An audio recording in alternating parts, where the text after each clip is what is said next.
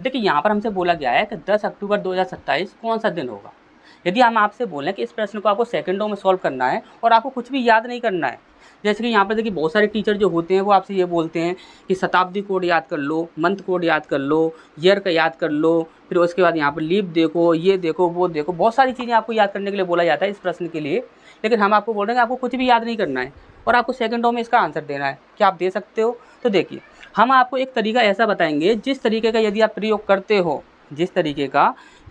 करते हो, तो आप इस प्रश्न को सेकंडों में याद कर लोगे और ना ही आपको कोई भी शताब्दी कोड याद करना पड़ेगा, ना ही कोई वर्ष कोड याद करना पड़ेगा, कुछ भी आपको याद करने की आवश्यकता नहीं पड़ेगी। सिर्फ आपको एक चीज़ पता होनी चाहिए। देखिए यदि आप कैलेंडर पढ़ने बैठे हो तो कम से कम आपको इतना तो पता होना चाहिए कि जनवरी कितने दिनों का होता है, फरवरी कितने दिनों का होता है या मार्च कितने दिनों का होता है, ये बात आपको पता होनी चाहिए। यदि आपको ये बात नहीं पता है तो आपको देखिए यहाँ पर एक चीज़ याद करनी पड़ेगी। वो क्या होगा, या तो आप महीनों के दिन याद कर लीजिए कि जनवरी इतने का होता है, फरवरी इतने का होता है, मार्च इतने का होता है, या फिर आप ये याद कर लीजिए कि यहाँ पर मंथ कोड जो होते हैं, मंथ कोड तो आपको पता ही होगा, तो मंथ कोड जो होते हैं वो आप याद कर लीजिए। यदि आप मंथ कोड याद कर लेते हो तो आपके लिए और ज़्यादा अच्छा है। क्यों? क्योंकि यहाँ पर देखिए यदि महीनों के यहाँ पर दिनों को याद करोगे तो वहाँ पर आपको देखिए टाइम लगता है, क्योंकि काफ़ी सारे दिन हो जाते हैं, उनको सबको ऐड करना होता है, ऐड करने के बाद 7 से भाग लगाओगे, ठीक, तो उसमें थोड़ा टाइम लगता है। लेकिन यहाँ पर यदि मंथ कोड होगा ना आप, तो आप किसी भी मंथ में एंटर कर जाओगे। पूरे कैलेंडर टॉपिक के अंदर सिर्फ एक ही ऐसा पॉइंट है जिसे आपने यदि याद कर लिया तो आप सेकंडों में किसी भी प्रश्न का आंसर दे सकते हो, ठीक। देखिए यहाँ पर आपको करना क्या है वो चीज़ आप यहाँ पर ध्यान से समझिए। जैसे कि हम यहाँ पर देखें तो देखिए यहाँ पर हमें दिया गया है कि 10 अक्टूबर 2027 को कौन सा दिन होगा, ठीक। तो यहाँ पर देखिए 10 अक्टूबर 2027 को हमें निकालना है। तो हमने बोला कि यदि हम आपको ये बताएं कि कैलेंडर की शुरुआत कहाँ से हुई, तो आप क्या बोलोगे सर? आप बोलोगे कि यहाँ पर 1 जनवरी 0001 को कैलेंडर की शुरुआत हो रही है। हमने बोला कि 1 जनवरी 0001 को कैलेंडर की शुरुआत हो रही है। आपने पूछा कि इस दिन कौन सा दिन होता है, 1 जनवरी 0001 को कौन सा दिन कौन सा होगा, तो हमने बोला कि इस दिन क्या होता है कि सोमवार होता है। क्या होता है? सोमवार होता है, यानी कि यहाँ पर मंडे होता है। कौन सा दिन होता है? मंडे होता है यहाँ पर, ठीक। अब आपको देखिए इतनी सी बात पता लग गई तो आप कुछ भी कर सकते हो, कहीं पर से कौन सा भी दिन निकाल लो, आप इजीली निकाल दोगे। कैसे निकाल दोगे? देखिए आप यहाँ पर आपको क्या करना था, 10 अक्टूबर 2027 तक जाना था। तो हमने बोला कि आप 10 अक्टूबर 2027 तक मत जाइए, आप कहाँ तक जाइए? आप जाइए 1 जनवरी 2027 तक आप चले जाइए। कहाँ तक चले जाइए? 1 जनवरी 2027 तक चले जाइए। आप सिर्फ इतना पता लगा लीजिए कि 1 जनवरी 2027 को कौन सा दिन होगा। तो यहाँ पर देखिए आपको अच्छे से एक बात पता होगी कि यदि हम एक वर्ष से दूसरे वर्ष में यदि हम एंटर करते हैं तो हमें वहाँ पर एक दिन मिलता है। जैसे कि हम यहाँ पर बोलें एग्जाम्पल के तौर पर, जैसे कि आपको यहाँ पर दिया गया है 1998, तो 1998 से आपको 99 में जाना है, तो 1998 से 99 जाओगे तो आपको एक दिन मिल जाता है वहाँ पर। ये बात तो आपको पता होनी चाहिए। तो वहाँ पर देखिए यदि आपको एक दिन मिल जाता है तो यहाँ पर देखिए यहाँ पर आपको दिन कितने मिल रहे हैं, यहाँ पर आपको कितने दिन मिल रहे हैं। देखिए जनवरी से यहाँ तो एक से तो एक कट गया, जनवरी से आपका जनवरी कट गया। यहाँ पर वर्ष का अंतर देखोगे तो वर्ष का अंतर कितना है आपका, तो वर्ष का अंतर हो जाएगा 2026, ठीक। यहाँ एक माइनस कर देंगे तो 2026 बचा आपका, यानी कि 2026 दिन तो आपको ये मिल गए। किसके अकॉर्डिंग मिल गए? यहाँ पर वर्ष के अकॉर्डिंग मिल गए। अब यहाँ पर आपके कुछ लीप वर्ष भी तो होंगे। अब यहाँ पर देखिए 1 से 2027 तक वर्ष जो होंगी, 2027 तक जितनी भी वर्ष होंगी उसमें लीप वर्ष कितने होंगे ये आपको पता करना है। यदि आपको यहाँ पर लीप वर्ष पता करना है तो आप क्या कीजिए कि यहाँ पर देखिए यहाँ पर कितना दिया हुआ है, 2026 दिया हुआ है, ठीक। अब यहाँ पर देखिए 2026 दिया हुआ है, इसे आप 4 से भाग लगाओगे। लीप वर्ष तो निकालना आपको अच्छे से पता ही होगा।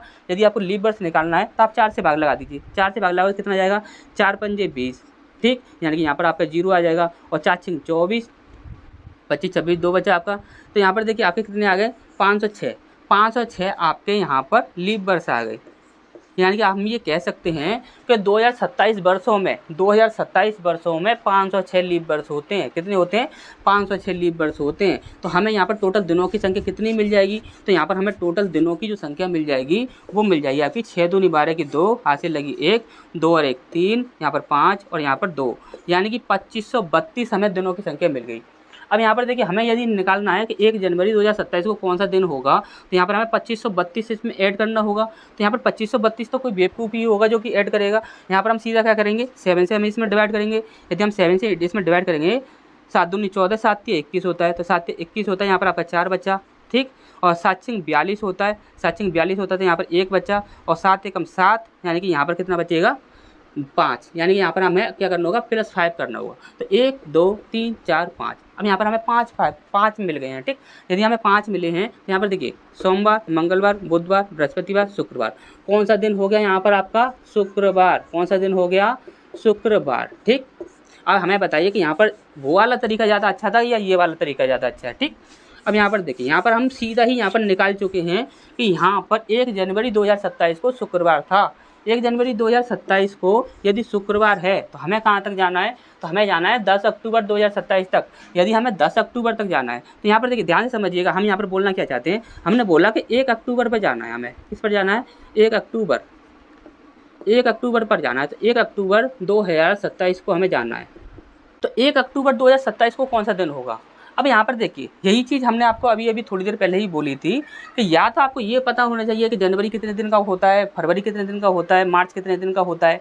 और ये चीज़ आपको नहीं पता तो सबसे अच्छा तरीका और पूरे ही कैलेंडर में आपको काम आने वाली चीज़ है वो है आपकी मंथ कोड। अब मंथ कोड याद कर लीजिए, सिर्फ आपने यदि मंथ कोड याद कर लिए तो आप वहाँ पर किसी भी महीने में एंटर कर जाओगे, ईजिली एंटर कर जाओगे। अब देखिए यहाँ पर ध्यान समझिएगा, अक्टूबर जो होता है, अक्टूबर का जो मंथ कोड होता है वो आपका 0 होता है। कितना होता है 0 होता है। तो यहाँ पर 0 होता है तो यहाँ पर देखिए, यहाँ पर हमें कुछ भी ऐड नहीं करना पड़ेगा, यानी कि 1 जनवरी 2027 को यदि शुक्रवार है तो 1 अक्टूबर 2027 को भी कौन सा दिन होगा, शुक्रवार होगा। कौन सा दिन होगा, शुक्रवार ही होगा, ठीक। अच्छा, ये बात समझ आ गई होगी। अब यहाँ पर देखिए, अभी आपको यदि मंथ कोड याद नहीं होते तब आप यहाँ पर क्या करते, जनवरी के महीने लेते, फरवरी, फिर मार्च, अप्रैल, मई, जून, जुलाई, अगस्त, सितंबर, अक्टूबर तक आप सारे यहाँ पर महीने ले लेते, फिर उनके दिनों को आप ऐड करते, ऐड करने के बाद फिर 7 से डिवाइड करते, फिर उसके बाद इसका आंसर रखते, ठीक। तो यहाँ पर देखिए आपका डायरेक्ट ही निकल रहा है, यहाँ पर डायरेक्ट क्या निकल गया आपका शुक्रवार निकल कर आ गया, ठीक। अब यहाँ पर देखिए शुक्रवार आपका निकल कर आ गया है। 1 अक्टूबर 2027 को कौन सा दिन है, शुक्रवार है। हमसे क्या पूछा गया था कि 10 अक्टूबर को कौन सा दिन होगा। तो यहाँ पर देखिए कभी भी हमेशा याद रखिएगा, जैसे कि आप मान के चलिए कि यहाँ पर 5 तारीख को कोई दिन है, 5 तारीख को मान के चलिए एक्स दिन है, 5 तारीख को एक्स दिन है। यदि 5 तारीख को एक्स दिन है तो अगली कौन सी डेट होगी जब आपका यही एक्स दिन आ जाएगा। तो आप बोलोगे कि सर इसमें 7 ऐड कर दीजिए। यदि आपने इसमें 7 ऐड कर दिया तो यहाँ पर एक्स दिन जो होगा वो आपका निकल कर आ जाएगा। तो यानी कि 12, 7 और 5 कितने हो जाएंगे 12, यानी कि 12 तारीख को तो एक्स दिन होगा, 12 तारीख को ही तो एक्स दिन होगा। यहाँ पर देखिए, यानी कि 5 तारीख को यदि एक्स दिन था तो 12 तारीख को एक्स दिन हो जाएगा। इसी प्रकार से हम इसमें भी यदि हम 7 ऐड कर दें तो यहाँ पर कितना हो जाएगा 19, यानी कि 19 तारीख को भी आपका एक्स दिन होगा। तो आपको ये चीज़ अच्छे से पता ही होगी, ठीक। नहीं पता तो आप समझ लीजिए, ठीक। अब यहाँ पर देखिए, यदि 1 अक्टूबर को शुक्रवार है तो यहाँ पर 7 ऐड करोगे तो 8 अक्टूबर को कौन सा दिन होगा, शुक्रवार ही होगा, ठीक, शुक्रवार हो गया। अब यहाँ पर देखिए 8 को शुक्रवार है, 9 और 1 10, यानी कि शुक्रवार के बाद यहाँ पर देखोगे शनिवार और यहाँ पर रविवार। तो कौन सा दिन हो गया आपका रविवार, यानी कि बी ऑप्शन हमारे यहाँ पर बिल्कुल सही है, ठीक। अच्छे समझ आ गया होगा। नेक्स्ट क्वेश्चन की ओर बढ़ते हैं। इसका नेक्स्ट प्रश्न है हमारे यहाँ पर, देखिए यहाँ पर बोला गया है 7 सेंटीमीटर गुणा 5 सेंटीमीटर गुणा 3 सेंटीमीटर विमाओं वाले एक घनाभ के क्रमशः 7 गुणा 5, 5 गुणा 3 और 7 गुणा 3 विमाओं वाले सम्मुख फलकों के प्रत्येक युग्म को लाल, देखिए कितने कलर हैं, पहला है आपका लाल, दूसरा है आपका हरा और तीसरा है आपका नीला। नीले रंग से रंगा गया है, इन 3 रंगों से रंगा गया है, ठीक। अब यहाँ पर बोला गया है तब इस घनाभ को काट कर प्रत्येक 1 सेंटीमीटर भुजा के, देख भुजा कितनी दी हुई है 1 सेंटीमीटर, 1 सेंटीमीटर भुजा के विभिन्न घन अलग कर दिए जाते हैं। अब यहाँ देखिए आपके कुछ कथन दिए गए हैं, ये आपके 2 कथन दिए गए हैं, इनमें से हमें कौन सा सही है कौन सा गलत है ये हमें यहाँ पर बताना है, ठीक। अब यहाँ पर देखिए सबसे पहला बोला गया है ऐसे ठीक ठीक 15 छोटे घन हैं जिनके किसी भी फलक पर कोई रंग नहीं है, ठीक। तो इसके लिए हमें क्या करना होगा, तो इसके लिए हमें आपको अच्छे से पता होगा कि देखिए n-2 करना होता है हमें। तो देखिए n-2 करेंगे, यहाँ पर देखिए इसकी भुजाएं क्या दी हुई हैं, तो भुजाएं दी हुई है इसकी 7 गुणा 5 गुणा 3, ठीक। अब यहाँ पर देखिए 7 में से हम 2 माइनस करेंगे तो कितना आ जाएगा आपका 5 आ जाएगा, 5 में से 2 माइनस करेंगे तो कितना आ जाएगा आपका 3 आ जाएगा, और 3 में से 2 माइनस करेंगे तो कितना आ जाएगा 1 आ जाएगा। अब इनका हम यदि इंटू करते हैं तो 5 3 15 और 15 एकम 15, कितना आता है आपका 15 आता है। और वहाँ पर क्या बोला गया था, वहाँ पर भी आपका 15 बोला गया था, तो 15 आपका बिल्कुल सही आंसर था। यानी कि यहाँ पर ये पहला कथन जो है वो हमारा बिल्कुल सही है, ठीक। अब यहाँ पर दूसरे की बात करते हैं। दूसरे में क्या बोला गया है, तो दूसरे में बोला गया है कि ऐसे ठीक 6 छोटे गण हैं जिनके ठीक ठीक 2 फलक, एक नीले और दूसरा हरे रंग से रंगे हुए हैं। अब यहाँ पर देखिए ध्यान से समझिएगा, पहला फलक जो है वह नीले रंग से, दूसरा जो है इसे रंगा हुआ है, ऐसा यहाँ पर बोला गया है। ठीक, तो देखिए 2 कलरों का यहाँ पर बोला गया है। तो देखिए ऐसे उसने बोला है कि 6 छोटे गण होंगे। अब यहाँ पर देखिए यदि 6 छोटे गण होंगे तो देखिए 6 छोटे गण नहीं हो सकते। क्यों नहीं हो सकते, वो चीज़ आप ध्यान से समझिएगा। जैसे कि हम यहाँ पर आपको पूरा ही बता देते हैं डिटेल में। जैसे कि हम यहाँ पर बोले हैं कि मान के चलिए ये है आपका एक घन हो जाता है। ठीक, घनाभ हो जाता है, ये एक आपका एक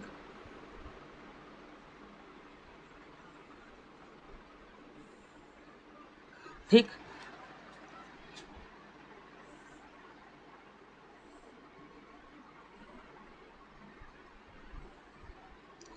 ठीक, इस प्रकार से ये आपका बना हुआ है। अब यहाँ पर देखिए भुजाएं क्या दी हुई है, एक 7 है, एक 5 है और एक 3 है। ठीक, अब यहाँ पर आप देखोगे तो ये जो हाइट जो होगी वो कितनी हो जाएगी, ये तो आपकी 3 हो जाएगी। तो यहाँ से यहाँ तक ये कितनी है, 3 है। यहाँ से यहाँ तक ये कितनी है, 3 है। ठीक, अब यहाँ पर देखोगे तो ये भुजा कितनी हो जाएगी, तो ये तो आपकी 5 हो जाएगी। ठीक, ये कितनी हो जाएगी आपकी, सॉरी ये आपकी 5 नहीं होगी, ये आपकी 7 हो जाएगी। लंबाई कितनी हो जाएगी, 7 हो जाएगी इसकी, यहाँ से यहाँ तक की ये 7 हो जाएगी। ठीक, अब इसके बाद यहाँ पर इसकी बात करें तो ये कितना हो जाएगा, तो ये हो जाएगा आपका 5। ठीक, यानी कि 5 आपका यहाँ से यहाँ तक हो जाएगा। ठीक, अच्छा ये समझ आ गया होगा। ये भुजा आपकी 3 हो जाएगी, ये आपकी 7 हो जाएगी और ये वाली कितनी हो जाएगी, 5 हो जाएगी। ठीक, अब यहाँ पर देखिए यहाँ पर कलर कितने दिए गए थे, तो कलर आपके टोटल 3 दिए गए थे। ठीक, अब यहाँ पर देखिए इन 3 कलरों को कैसे सेट करना है तो वो चीज़ समझ लीजिए। जैसे कि हम यहाँ पर बात करें, देखिए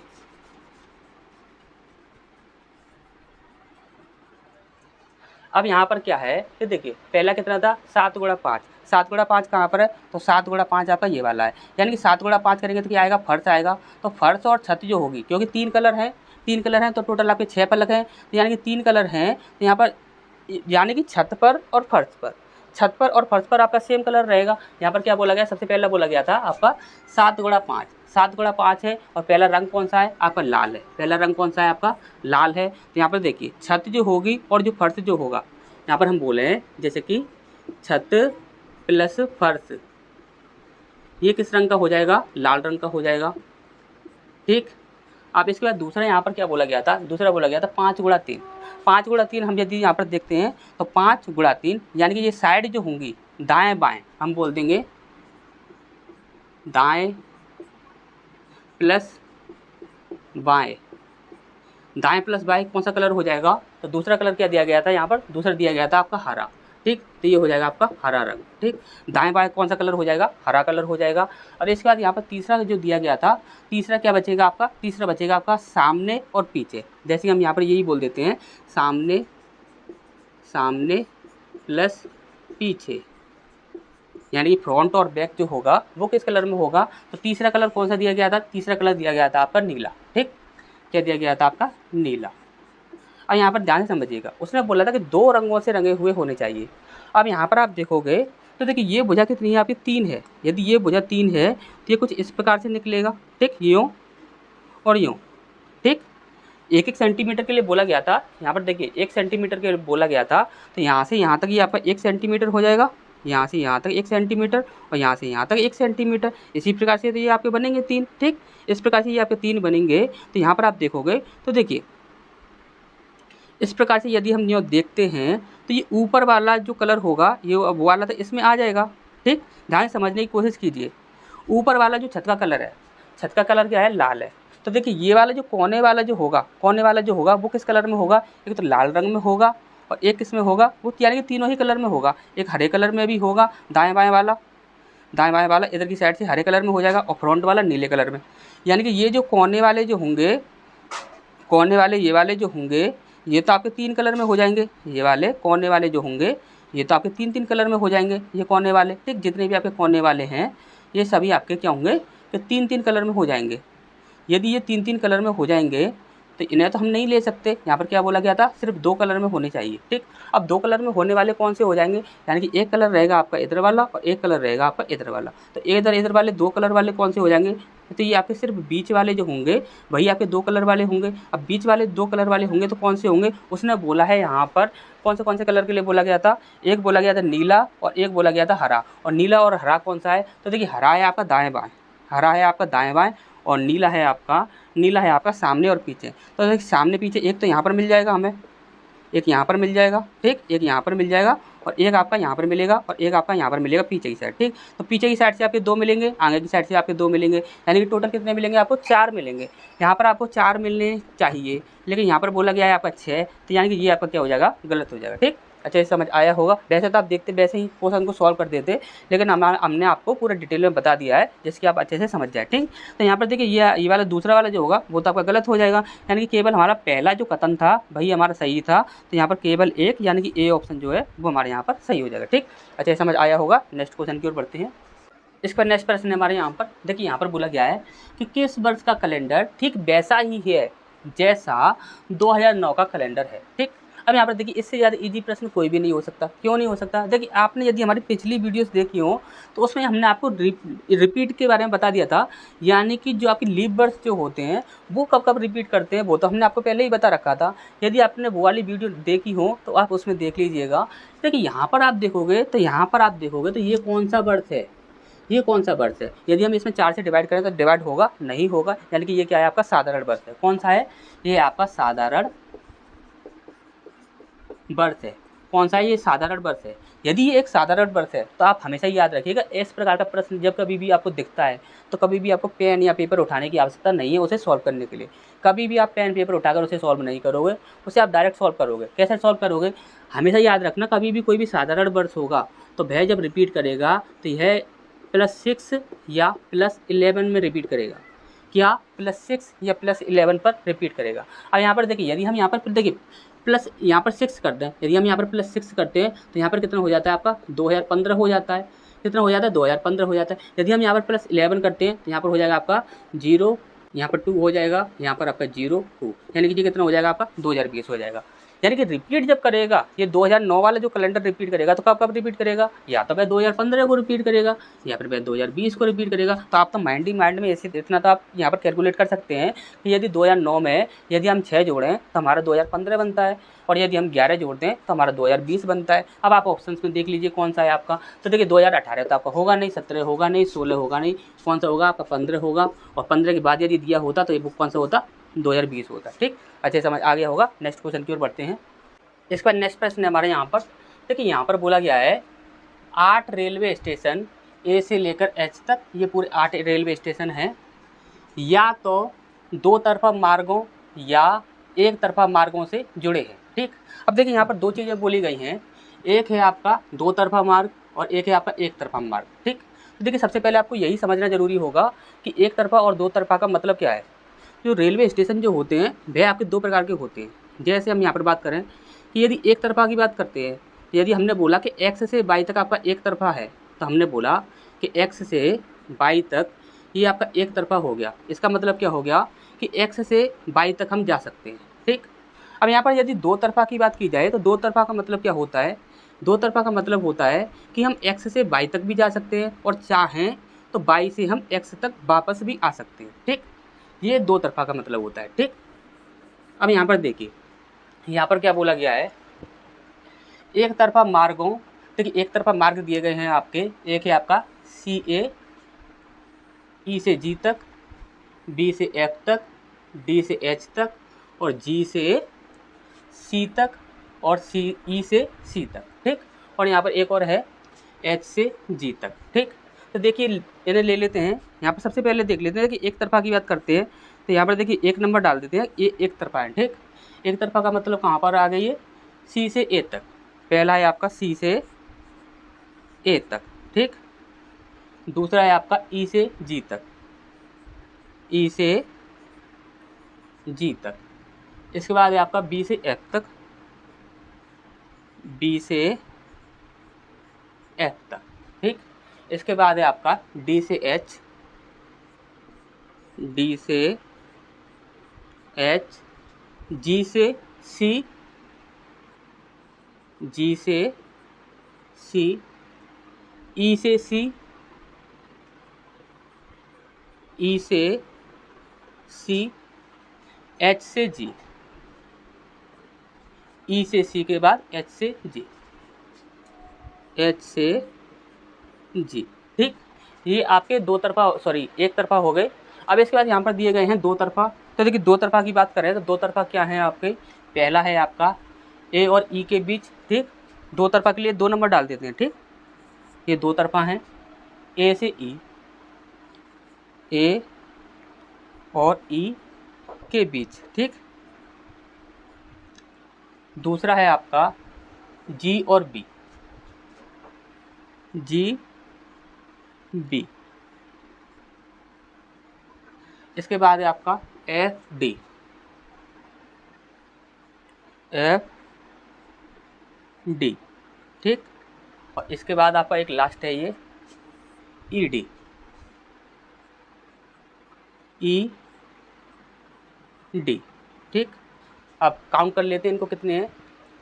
एक तरफा की बात करें तो 1 2 3 4 5 6 7, टोटल 7 होने चाहिए।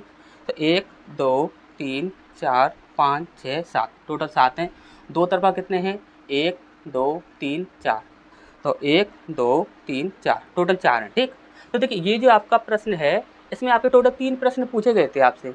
इसमें से सबसे पहला प्रश्न है ये आपका, यहाँ पर बोला गया है सी से एच तक यात्रा करते हुए किस एक स्टेशन से गुजरना ही होगा। ठीक, अब देखिए हमें कहाँ से कहाँ तक जाना है, सी से एच तक जाना है, हमें सी से एच तक जाना है। तो आपको दो चीज़ें याद रखनी होंगी। सबसे पहले सी से हम कहाँ पर जा सकते हैं और एच पर हम किस से एच पर हम पहुँच सकते हैं। ठीक, जैसे कि हम यहाँ पर बात करेंगे सी की बात करें तो देखिए यहाँ पर सी देखिए पहले ही नंबर पर है, तो सी से तो हमें सबसे पहले ए तक पहुँचना होगा। ठीक, तो एक नंबर आपका ये हो गया। ठीक, तो यानी कि सी से हम सबसे पहले ए तक जाएंगे। और एच पर हम कैसे पहुँच सकते हैं, तो देखिए एच कहाँ पर है, तो देखिए एच आपका यहाँ पर है, यानी कि डी से हम एच पर पहुँच सकते हैं। यानी कि यदि हम डी पर पहुँच जाएँ तो हम एच पर पहुँच जाएंगे। ठीक, अब यहाँ पर देखिए, अब हम यहाँ पर बात करेंगे ये जो ए है, ए से हम कहाँ पर जा सकते हैं, तो देखिए ए से हम ई तक जा सकते हैं, ये दो तरफा रास्ते से। ठीक, तो 2 नंबर आपका ये हो जाएगा। ए से ई तक पहुँचे, ई से हम कहाँ पर पहुँच सकते हैं, तो देखिए ई से आप डी तक पहुँच सकते हो। तो देखिए पहला ये हो गया, दूसरा ये हो गया, तीसरा आपका ये हो गया। ठीक, अब तीसरे के बाद ई से लेकर डी तक पहुँच गए, अब डी से पहुँचेंगे डायरेक्ट हम एच तक। ठीक, तो यानी कि हमारा चौथा आपका ये हो जाएगा। यानी कि हमारी सीरीज़ क्या बनेगी, तो हमारी सीरीज़ बनेगी सबसे पहले सी से ए पर जाएंगे, फिर ए के बाद फिर हम ई पर जाएंगे, ई पर जाने के बाद फिर हम जाएंगे डी पर, और डी पर जाने के बाद फिर हम कहाँ पर पहुँच जाएंगे, डी से सीधा एच तक। सीरीज बन चुकी है हमारी। अब देखिए सी से हम कहाँ पर पहुँच गए, एच तक पहुँच गए।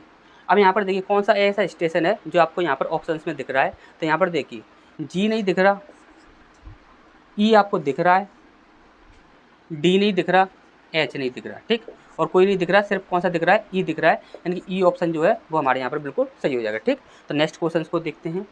इसके बाद नेक्स्ट ये आपका दूसरा प्रश्न है। देखिए यहाँ पर क्या बोला गया है कि कोई रेलगाड़ी एफ से ए तक, कहाँ से, एफ से ए तक किसी स्टेशन को बिना एक बार से अधिक पार किए कितने विभिन्न प्रकार से जा सकती है। यानी कि उसका कहने का मतलब ये है कि कोई भी एक रेलगाड़ी जो है वह एफ से लेकर ए तक जाएगी तो वह कितने रास्तों से जा सकती है, लेकिन उसे कोई भी ऐसा स्टेशन नहीं होना चाहिए जो कि उसने दोबारा से रिपीट किया हो। ठीक, अब देखिए यहाँ पर कहाँ से जाना है, एफ से हमें ए तक जाना है। ठीक, तो देखिए सबसे पहले आप देखते हैं तो एफ से देखते हैं, एफ से आप कहाँ तक जा सकते हो, तो देखिए एफ को देखें तो एफ कहाँ पर है, एफ आपका यहाँ पर नहीं है।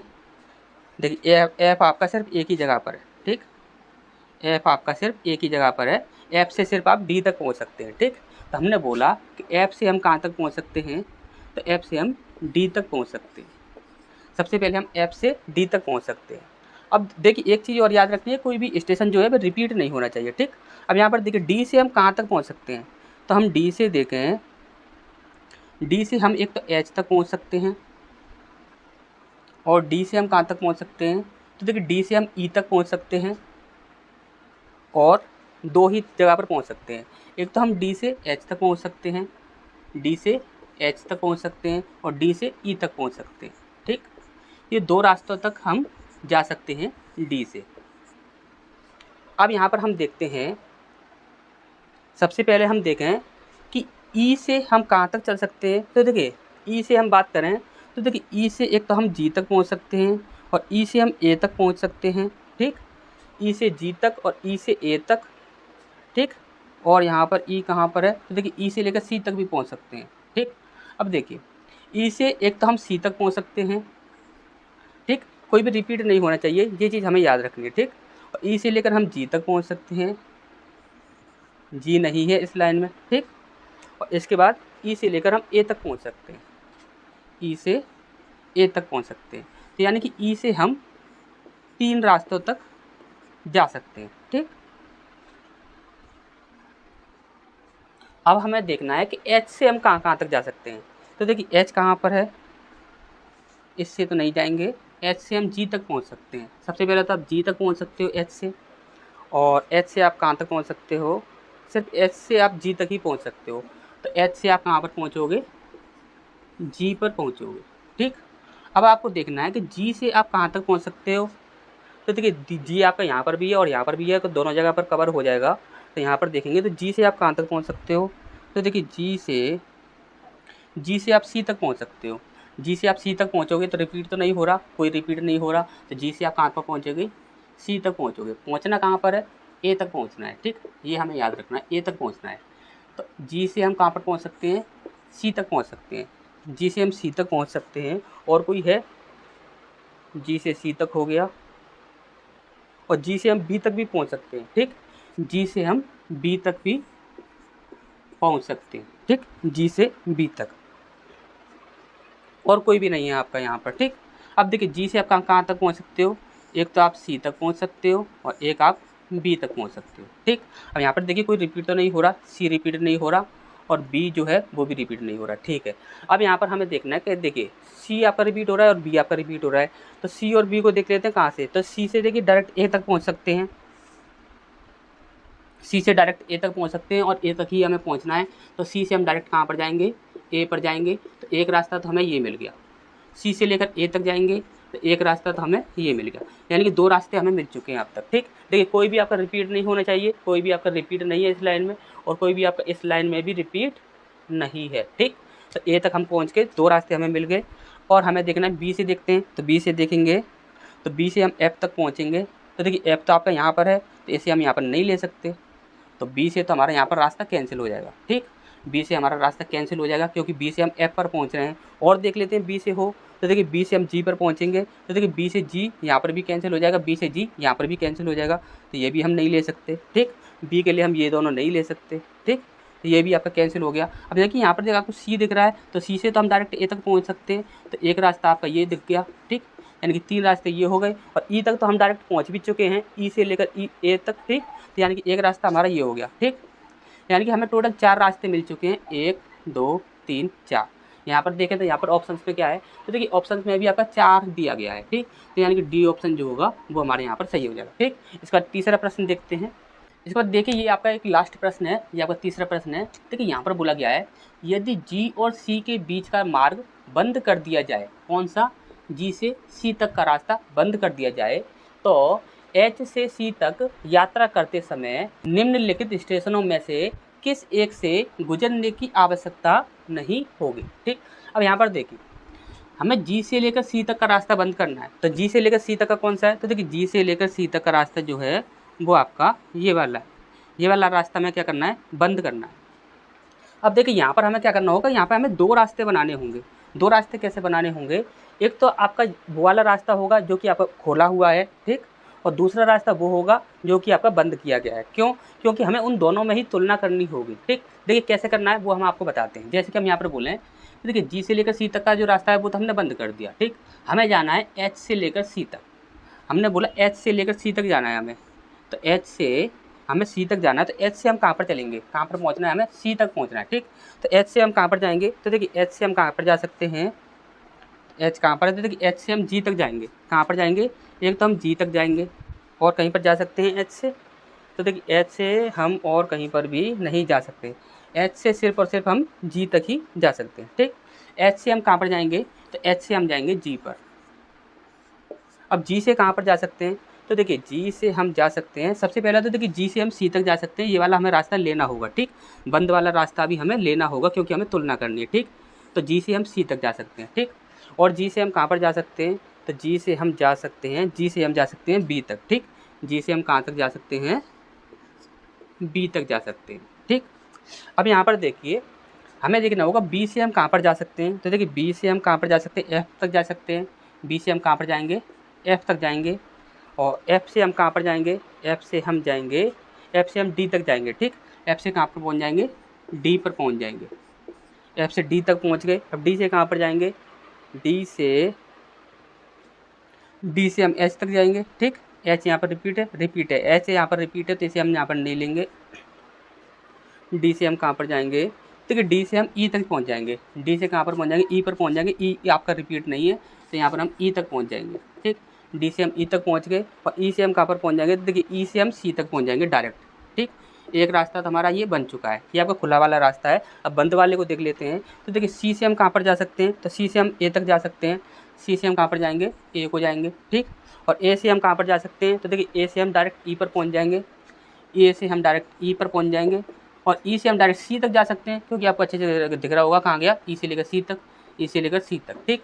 अब यहाँ पर देखिए, यहाँ पर देखोगे तो यहाँ पर देखिए ये ए है, तो यहाँ पर देखिए ए आपको नहीं दिख रहा है, ई है, ई आपको दिख रहा है, सी है, सी आपको दिख रहा है यहाँ पर।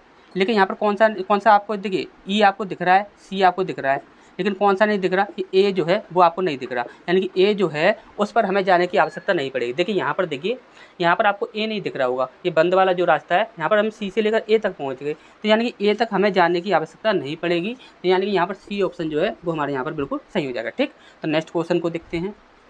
इसका नेक्स्ट प्रश्न है हमारा यहाँ पर, देखिए ये जो आपका प्रश्न है बहुत ही अच्छा प्रश्न है। इसको यदि आपने एक बार अच्छे से समझ लिया कि ये सेकंडों में सॉल्व होने वाला प्रश्न है, देखिए ध्यान से समझिएगा इसे। जैसे हम यहाँ पर बोले हैं कि उसने बोला है कि लक्ष्मी, उसका भाई, उसकी पुत्री तथा उसका पुत्र बैडमिंटन खिलाड़ी हैं। अब यहाँ पर देखिए ये कितने लोग हैं, देखिए एक तो लक्ष्मी हो गई, एक उसका भाई हो गया और एक उसकी पुत्री हो गई और एक उसका पुत्र हो गया, ठीक। तो टोटल कितने लोग हैं, ये 4 लोग हैं, ठीक। अब यहाँ पर देखिए बोला गया कि ये बैडमिंटन के खिलाड़ी हैं। एक युगल यानी कि डबल्स खेल, यानी कि डबल्स का खेल प्रारंभ होने वाला है। देखिए डबल्स का खेल का मतलब है, जैसे कि हम यहाँ पर बात करें कि ये आपका डबल्स का खेल हो गया, यानी कि मान के चलिए ये आपका एक नेट है, तो एक प्लेयर आपका यहाँ पर खड़ा होगा, एक यहाँ खड़ा होगा, एक यहाँ खड़ा होगा और एक यहाँ खड़ा होगा, ठीक। तो ये युगल गेम हो गया, यानी कि डबल्स का खेल हो गया, ठीक। अब यहाँ पर देखिए सबसे पहला बोला गया है लक्ष्मी का भाई उसकी पुत्री से नेट के पार ठीक सम्मुख है। यानी कि उसने बोला है कि लक्ष्मी का भाई जो है, लक्ष्मी का जो भाई जो है, ब्रदर जो है, वह उसकी पुत्री यानी कि लक्ष्मी की बेटी के साथ सम्मुख है, यानी कि आमने सामने खड़े हैं, ठीक। तो यानी कि देखिए वो कहीं पर भी हो सकते हैं। यहाँ पर 2 कंडीशन हम यहाँ पर बना लेते हैं, ठीक। 2 कंडीशन बना लेते हैं, एक तो आपकी ये हो गई और एक आपकी ये वाली कंडीशन हो गई, ठीक। ये आपका नेट हो गया, ठीक। यहाँ पर बोला गया है कि ब्रदर और इसकी पुत्री, हमने बोला कि ये चलो ये क्या हो गया, ब्रदर हो गया, भाई हो गया, और ये हो गई उसकी डॉटर यानी कि पुत्री, ठीक। इसी प्रकार से हम यहाँ पर भी रख लेते हैं, एक है ब्रदर और एक है डॉटर, ठीक। अब यहाँ पर देखिए, यहाँ पर बोला गया था पहला पॉइंट यही हो गया, लक्ष्मी का भाई उसकी पुत्री से नेट के पार ठीक सम्मुख है, तो ये चीज़ आपको समझ आ गई होगी अच्छे से। अब दूसरा पॉइंट यहाँ पर बोला गया है कि उसका पुत्र सबसे खराब खिलाड़ी के सहोदर से नेट के पार विकर्णित सम्मुख है। क्या है, विकर्णित सम्मुख है। देखिए डायरेक्ट जब एक दूसरे के सम्मुख होते हैं तो वो तो आमने सामने हो जाते हैं, लेकिन विकर्णित रूप से होते हैं तो वो कैसे होते हैं, तिरछे होते हैं, ठीक। कैसे होते हैं, तिरछे होते हैं। विकर्णित रूप से इस प्रकार से होते हैं, ठीक। तो विकर्णित रूप से सम्मुख है, कौन है, उसका पुत्र। उसका पुत्र की यदि हम बात करें तो देखिए ये हो गया सन, टोटल 4 लोग हैं। तो देखिए पहली कंडीशन तो ये बन सकती है कि सन यहाँ पर होगा, और दूसरी कंडीशन क्या बन सकती है कि सन आपका यहाँ पर होगा। दोनों में से कोई भी कंडीशन बन सकती है। अब देखिए सन आपका यहाँ पर भी हो सकता है और यहाँ पर भी हो सकता है। अब बचा कौन, तो देखिए यहाँ पर ब्रदर हो गया, डॉटर हो गया, डॉटर हो गई, ठीक। सन हो गया, तो कौन बचा, यहाँ पर लक्ष्मी बची। टोटल 4 ही प्लेयर थे, तो लक्ष्मी आपकी यहाँ पर आ जाएगी या फिर लक्ष्मी आपकी यहाँ पर आ जाएगी, ठीक। और उसने बोला क्या है, उसका पुत्र सबसे खराब खिलाड़ी के सहोदर। ये चीज़ आपको सबसे पहले बस इसी चीज़ को समझना है। ये चीज़ समझ ली तो वो आपने पूरा प्रश्न सॉल्व कर लिया। सबसे खराब खिलाड़ी, उसका पुत्र जो है वह सबसे खराब खिलाड़ी के सहोदर। सहोदर का मतलब क्या होता है? आपको अच्छे से पता ही होगा। सहोदर का मतलब होता है कि एक ही माता से जन्मे हुए जो होते हैं बच्चे, यानी कि भाई बहन, जो खास भाई बहन होते हैं उन्हें बोलते हैं सहोदर। ठीक, तो सहोदर से नेट के पार विकर्णित सम्मुख है। ठीक, अब यहाँ पर देखिए, सबसे खराब खिलाड़ी के सहोदर, सबसे खराब खिलाड़ी का सहोदर जो होगा उसके साथ, यानी कि वो खराब खिलाड़ी नहीं होगा, यानी कि ब्रदर जो है, यानी कि देखिए उसका पुत्र, पुत्र यानी कि सन जो है, सन विकर्णित रूप से किसके साथ सम्मुख है? इसके साथ। अब जो सन जो है वो किसके साथ सम्मुख है? इसके साथ सम्मुख है। ठीक, तो यहाँ पर आपकी ये दो कंडीशन बन रही है। ठीक, अब यहाँ पर सबसे खराब खिलाड़ी के सहोदर, यानी कि खराब खिलाड़ी के सहोदर के साथ विकर्णित रूप से सम्मुख है। अब यहाँ पर देखिए ये कौन है? यहाँ पर ये है ब्रदर, और ये कौन है? यहाँ पर ये सन है। और यहाँ पर देखोगे तो ये कौन है? यहाँ पर आपका ये सन है, और ये कौन है? ये डॉटर है। ठीक, तो ये डॉटर यानी कि ये सबसे खराब खिलाड़ी के सहोदर, सबसे खराब खिलाड़ी का सहोदर कौन हो जाएगा? ये तो आपस में ही सहोदर हैं, तो यानी कि ये वाली जो कंडीशन होगी ये हमारी यहाँ पर गलत हो जाएगी, यानी कि हमारी सही जो कंडीशन होगी वो ये वाली होगी। ठीक, अब देखिए यहाँ पर देखिए सन जो है सबसे खराब खिलाड़ी के सहोदर के साथ सम्मुख है विकर्णित रूप से। ठीक, तो सबसे खराब खिलाड़ी जो होगा उसका जो भाई या बहन होगा वो कौन है? तो यहाँ पर देखिए ये कौन है? यहाँ पर तो ये है आपका ब्रदर, ब्रदर है, तो इसकी बहन जो होगी, भाई तो होगा, इसका क्या होगा? सहोदर होगा। ठीक, सहोदर कौन होगा? उसकी बहन ही तो होगी, यानी कि लक्ष्मी होगी।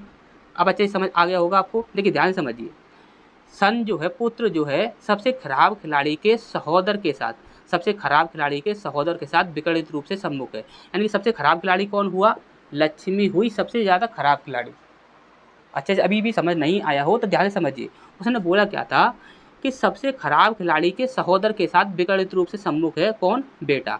तो सबसे खराब खिलाड़ी का सहोदर कौन हो जाएगा? यही तो हो जाएगा ब्रदर, क्योंकि यहाँ पर ये दोनों भाई बहन हैं, ये दोनों भाई बहन हो गए ना। यहाँ पर देखिए ये लक्ष्मी का कौन है? ये भाई है, तो ये एक दूसरे के सहोदर हो गए। तो सबसे खराब खिलाड़ी के सहोदर के साथ विकर्णित रूप से सम्मुख है, तो विकर्णित रूप से सम्मुख किसके साथ हो रहा है? ब्रदर के साथ हो रहा है, यानी कि अपनी माँ के भाई के साथ हो रहा है, यानी कि अपने मामा के साथ हो रहा है। तो सबसे खराब खिलाड़ी कौन हुआ? लक्ष्मी हुई। और उसने एक और बात बोली है, यहाँ पर तीसरा पॉइंट है आपका, इसे देखते हैं। यहाँ पर बोला गया है कि सबसे अच्छा खिलाड़ी और सबसे खराब खिलाड़ी नेट के एक ही तरफ है, यानी कि जो नेट जो है इस नेट के एक ही तरफ है।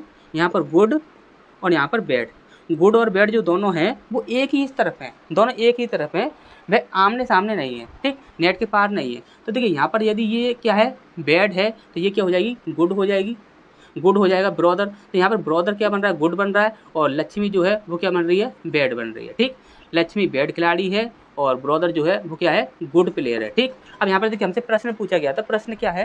तो देखिए प्रश्न से पूछा गया था कि सबसे अच्छा खिलाड़ी कौन है? तो सबसे अच्छा खिलाड़ी कौन होगा? ब्रदर हो जाएगा, यानी कि लक्ष्मी का भाई जो होगा, भाई क्या होगा?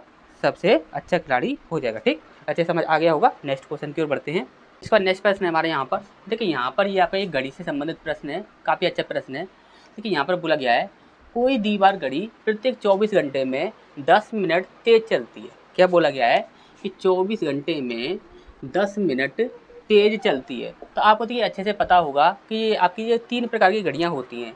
एक तो आपकी नॉर्मल घड़ी होती है, एक आपकी स्लो होती है, और एक आपकी फास्ट होती है। ठीक, यानी कि एक होती है जो कि आपकी नॉर्मल चलती है, यानी कि आपने अच्छे से देखा ही होगा, जो आपकी नॉर्मल घड़ी होती है उसकी बात कर रहे हैं हम। ठीक, और एक होती है स्लो। स्लो कौन सी होती है? जो कि नॉर्मल घड़ी से कम चलती है।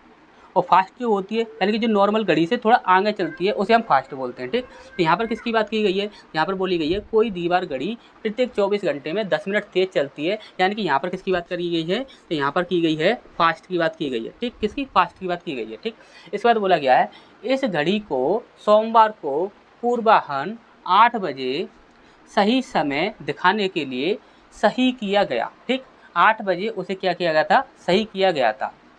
यहाँ पर बोला गया कि जब यह घड़ी बुधवार को अपराह्न 6 बजे का समय दिखाती है तो सही समय क्या होगा, ये हमें यहाँ पर बताना है। तो देखिए हमें चलना कहाँ से कहाँ तक है? देखिए यहाँ पर हमें सोमवार से लेकर कहाँ तक चलना है? बुधवार तक। तो देखिए यहाँ पर हम बात करें तो देखिए एक है आपका सोमवार, एक है आपका मंगलवार, और एक हो जाएगा आपका बुधवार। ठीक, क्या हो जाएगा? बुधवार। ठीक, अब यहाँ पर देखिए सोमवार की हम बात कर रहे हैं, तो सोमवार को यहाँ पर है आपका 8 AM, ठीक। ये 8 AM है, तो यहाँ पर भी आपका फास्ट में भी क्या होगा, 8 AM होगा, ठीक। अब यहाँ पर आप बात करोगे तो देखिए यहाँ से क्या है कि यहाँ पर देखिए फास्ट की हम बात करें तो यहाँ से हम यहाँ पर चले, यानी कि यहाँ पर ये सोमवार है, यहाँ पर ये मंगलवार है, तो मंगलवार तक चले, यानी कि हम यहाँ पर 8 AM तक चले। कितने तक, 8 AM तक चले, तो यहाँ से यहाँ तक आप देखोगे तो यहाँ पर 24 हावर हो गए, ये आपके 24 हावर हो गए, ठीक। इसी प्रकार से ये आपका क्या है मंगल, और मंगल से हम यहाँ कहाँ तक चलेंगे, बुधवार तक चलेंगे। बुधवार तक हम कहाँ तक चले, बुधवार तक हम 8 AM तक ही चले। यदि हम 8 AM तक चलते हैं तो हमारा कितना होता है, 24 हावर हो जाएंगे, 24 हावर। अब हमें कहाँ तक जाना है, तो हमें जाना है 6 बजे तक। यदि हम 6 बजे तक चलेंगे, यदि हम 6 बजे तक चलेंगे, 6 PM तक चलेंगे, तो 6 PM तक जाने के लिए हमें कितना रास्ता तय करना होगा, तो 8, यहाँ पर 4 तो ये हो जाएंगे 12 तक पहुँचने के लिए, और यहाँ पर 6 ये, तो यानी कि टोटल आपके यहाँ पर 10 हावर आपके ये हो जाएंगे, ठीक। तो यानी कि यहाँ पर टोटल कितनी होगी, 24 दूनी 48, और 48 और 10 58, यानी कि यहाँ पर टोटल जो समय था वो कितना है, 58। कितना है यहाँ पर, 58 हावर। यहाँ पर आपका समय बन रहा है 58 हावर, और यहाँ पर समय आपका क्या बनेगा ये हमें यहाँ पर देखना है, ठीक। अब यहाँ पर देखिए, अब एक छोटी सी बात समझिए, आप ध्यान से समझिएगा। जैसे कि हमने यहाँ पर बोला कि एक नॉर्मल घड़ी है और एक आपकी फास्ट घड़ी है, एक नॉर्मल घड़ी है और एक फास्ट घड़ी है। नॉर्मल घड़ी की बात करें तो नॉर्मल घड़ी यानी कि हम यहाँ पर क्या बोला गया है, 24 घंटे में 10 मिनट तेज चलती है, ठीक। तो नॉर्मल घड़ी जो है, नॉर्मल घड़ी जो है वे 24 घंटे इतना मिनट चलती है। एक दिन में वह इतना चलती है नॉर्मल घड़ी। और फास्ट घड़ी कितनी चलेगी, उसने बोला है कि 10 मिनट तेज चलती है, यानी कि आप क्या बोलोगे, 24 गुणा 60 प्लस 10 इतना हो जाएगा। ध्यान समझिए, हमने बोला कि नॉर्मल घड़ी जो है वह 24 गुणा 60 चलती है, तो फास्ट कितना चलेगी, तो फास्ट चलेगी 24 गुणा 60 प्लस 10, प्लस कितना हो जाएगा, प्लस 10, ठीक, इतना चलेगी ना। और यहाँ पर आप देखोगे तो 24 गुणा 60 कितना होता है, तो 144 जीरो, ठीक। आपको याद होगा अच्छे से, इसे आप याद रखिए, ठीक।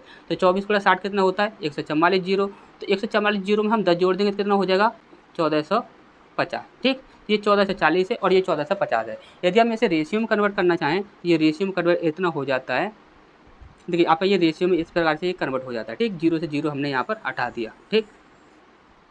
अब यहाँ पर देखिए हमसे किसके लिए पूछा गया था, नॉर्मल के लिए पूछा गया था, नॉर्मल के लिए पूछा गया था। तो नॉर्मल के लिए पूछा गया था तो हम क्या करेंगे, 14/145 इंटू कर देंगे हम 58।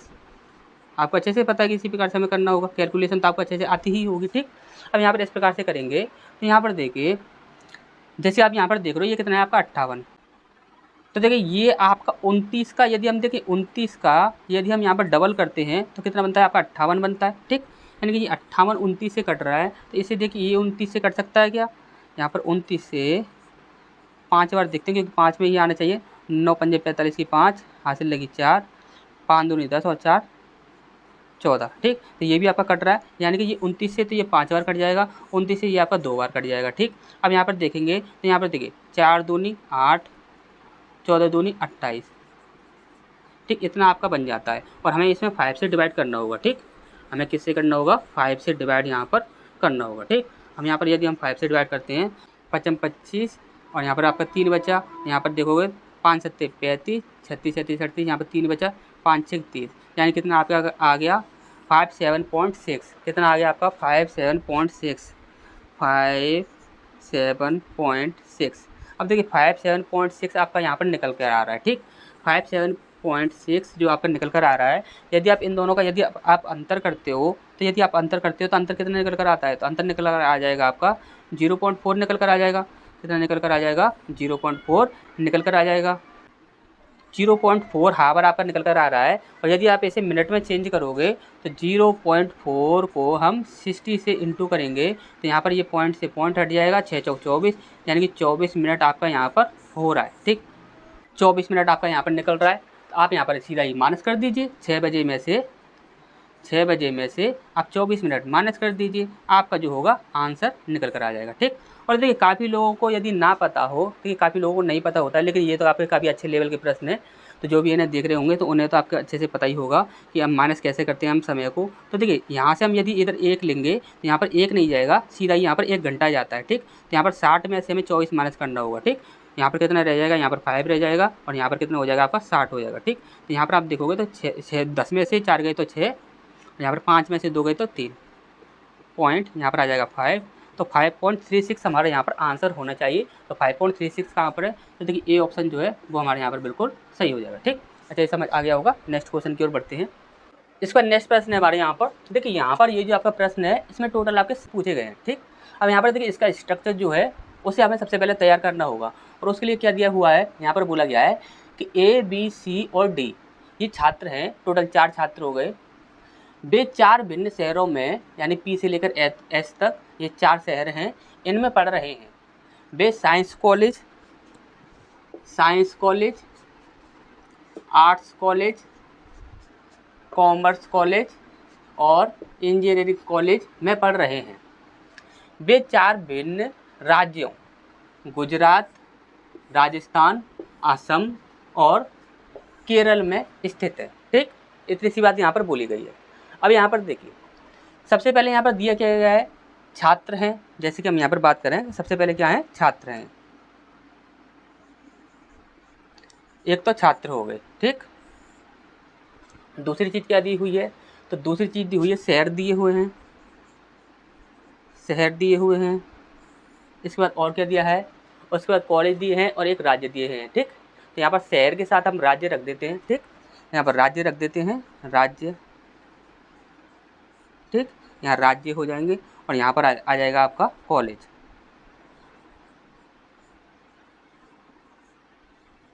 ठीक। इस प्रकार से यहाँ पर ये हो जाएगा।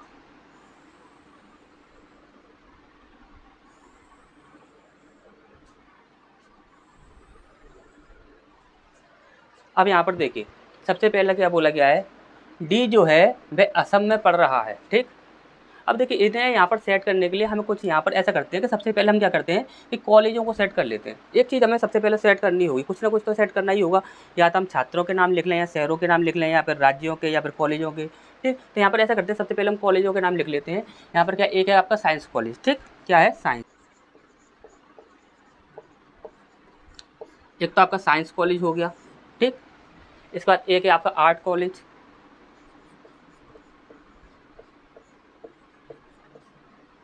एक आर्ट्स कॉलेज हो गया। इसके बाद एक है आपका कॉमर्स कॉलेज, कॉमर्स, ठीक। और एक है आपका कॉमर्स के बाद इंजीनियरिंग,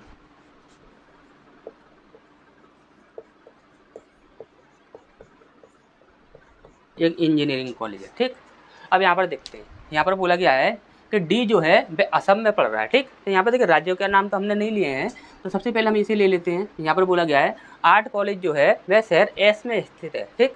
आर्ट कॉलेज जो है वह शहर किस में है, एस में है। तो शहर कौन सा हो जाएगा, एस हो जाएगा। आर्ट कॉलेज कहाँ है, यहाँ है, ये शहर एस में हो जाएगा, ठीक। इसके बाद और इसके साथ बोला गया है कि जो राजस्थान में है, यानी कि राज्य भी दिया गया है, राज्य कौन सा है, राजस्थान, ठीक। अब इसके बाद यहाँ पर देखिए दूसरा तो आपका कंप्लीट हो जाता है यहाँ पर, ठीक। इसका तीसरा दिया हुआ है ए कॉमर्स कॉलेज में पढ़ रहा है, ठीक। ए जो है वह कॉमर्स कॉलेज में पढ़ रहा है, ये पॉइंट बोला गया है। तो यहाँ पर देखिए कॉमर्स कॉलेज कहाँ पर है, तो कॉमर्स कॉलेज ये है और ए जो है यहाँ पर देखिए छात्र ये हैं, तो छात्र में हम रख देते हैं यहाँ पर ए। तो ए जो है वह कॉमर्स कॉलेज में पढ़ रहा है, ए कॉमर्स कॉलेज में पढ़ रहा है, ठीक। तो ये आपका तीसरा पॉइंट जो है ये भी आपका कंप्लीट होता है यहाँ पर। चौथा पॉइंट दिया गया है यहाँ पर बी शहर क्यू में पढ़ रहा है, ठीक। तो शहर के नाम तो हमने यहाँ पर नहीं लिए हैं, बी शहर क्यू में पढ़ रहा है तो ये नहीं रख सकते अभी हम। पांचवा है साइंस कॉलेज केरल में है, साइंस कॉलेज जो है वो कहाँ पर है, केरल में है। साइंस कॉलेज जो है वो कहाँ पर है, केरल में है, ठीक। साइंस कॉलेज केरल में है। तो ये पांचवा पॉइंट जो है ये भी आपका यहाँ पर कंप्लीट होता है, ठीक। अब यहाँ पर आपके बचा क्या है, तो देखिए यहाँ पर पहला पॉइंट बचा है और यहाँ पर चौथा पॉइंट बचा है, ठीक। तो यहाँ पर देखिए सबसे पहले पॉइंट को ही देखते हैं। यहाँ पर बोला गया है डी असम में पढ़ रहा है, डी जो है वह कहाँ पर पढ़ रहा है, असम में पढ़ रहा है। अब देखिए असम आपका यहाँ पर तो नहीं आ सकता, असम आपका यहाँ पर भी नहीं आ सकता, अब देखिए असम आपका यहाँ पर भी नहीं आ सकता, क्योंकि डी जो है वह असम में पड़ रहा है। यदि डी असम में पड़ रहा है तो यहाँ तो ए बैठा हुआ है, तो डी कहाँ पर बैठेगा, डी यहाँ पर बैठेगा, तो असम कहाँ पर हो जाएगा, यहाँ पर हो जाएगा। ठीक, अच्छा समझ आ गया होगा। डी जो है वह असम में पड़ रहा है, तो यहाँ पर ये पहला पॉइंट जो है ये भी हमारे यहाँ पर कंप्लीट होता है। इसके बाद यहाँ पर देखिए आपका चौथा पॉइंट बचा हुआ है। तो देखिए यहाँ पर क्या होगा, बी शहर क्यू में पड़ रहा है, बी जो है वह शहर क्यू में पड़ रहा है। तो देखिए यहाँ पर क्या है कि ए यहाँ पर हो गया, डी यहाँ पर हो गया, बी जो है वह शहर क्यू में पड़ रहा है।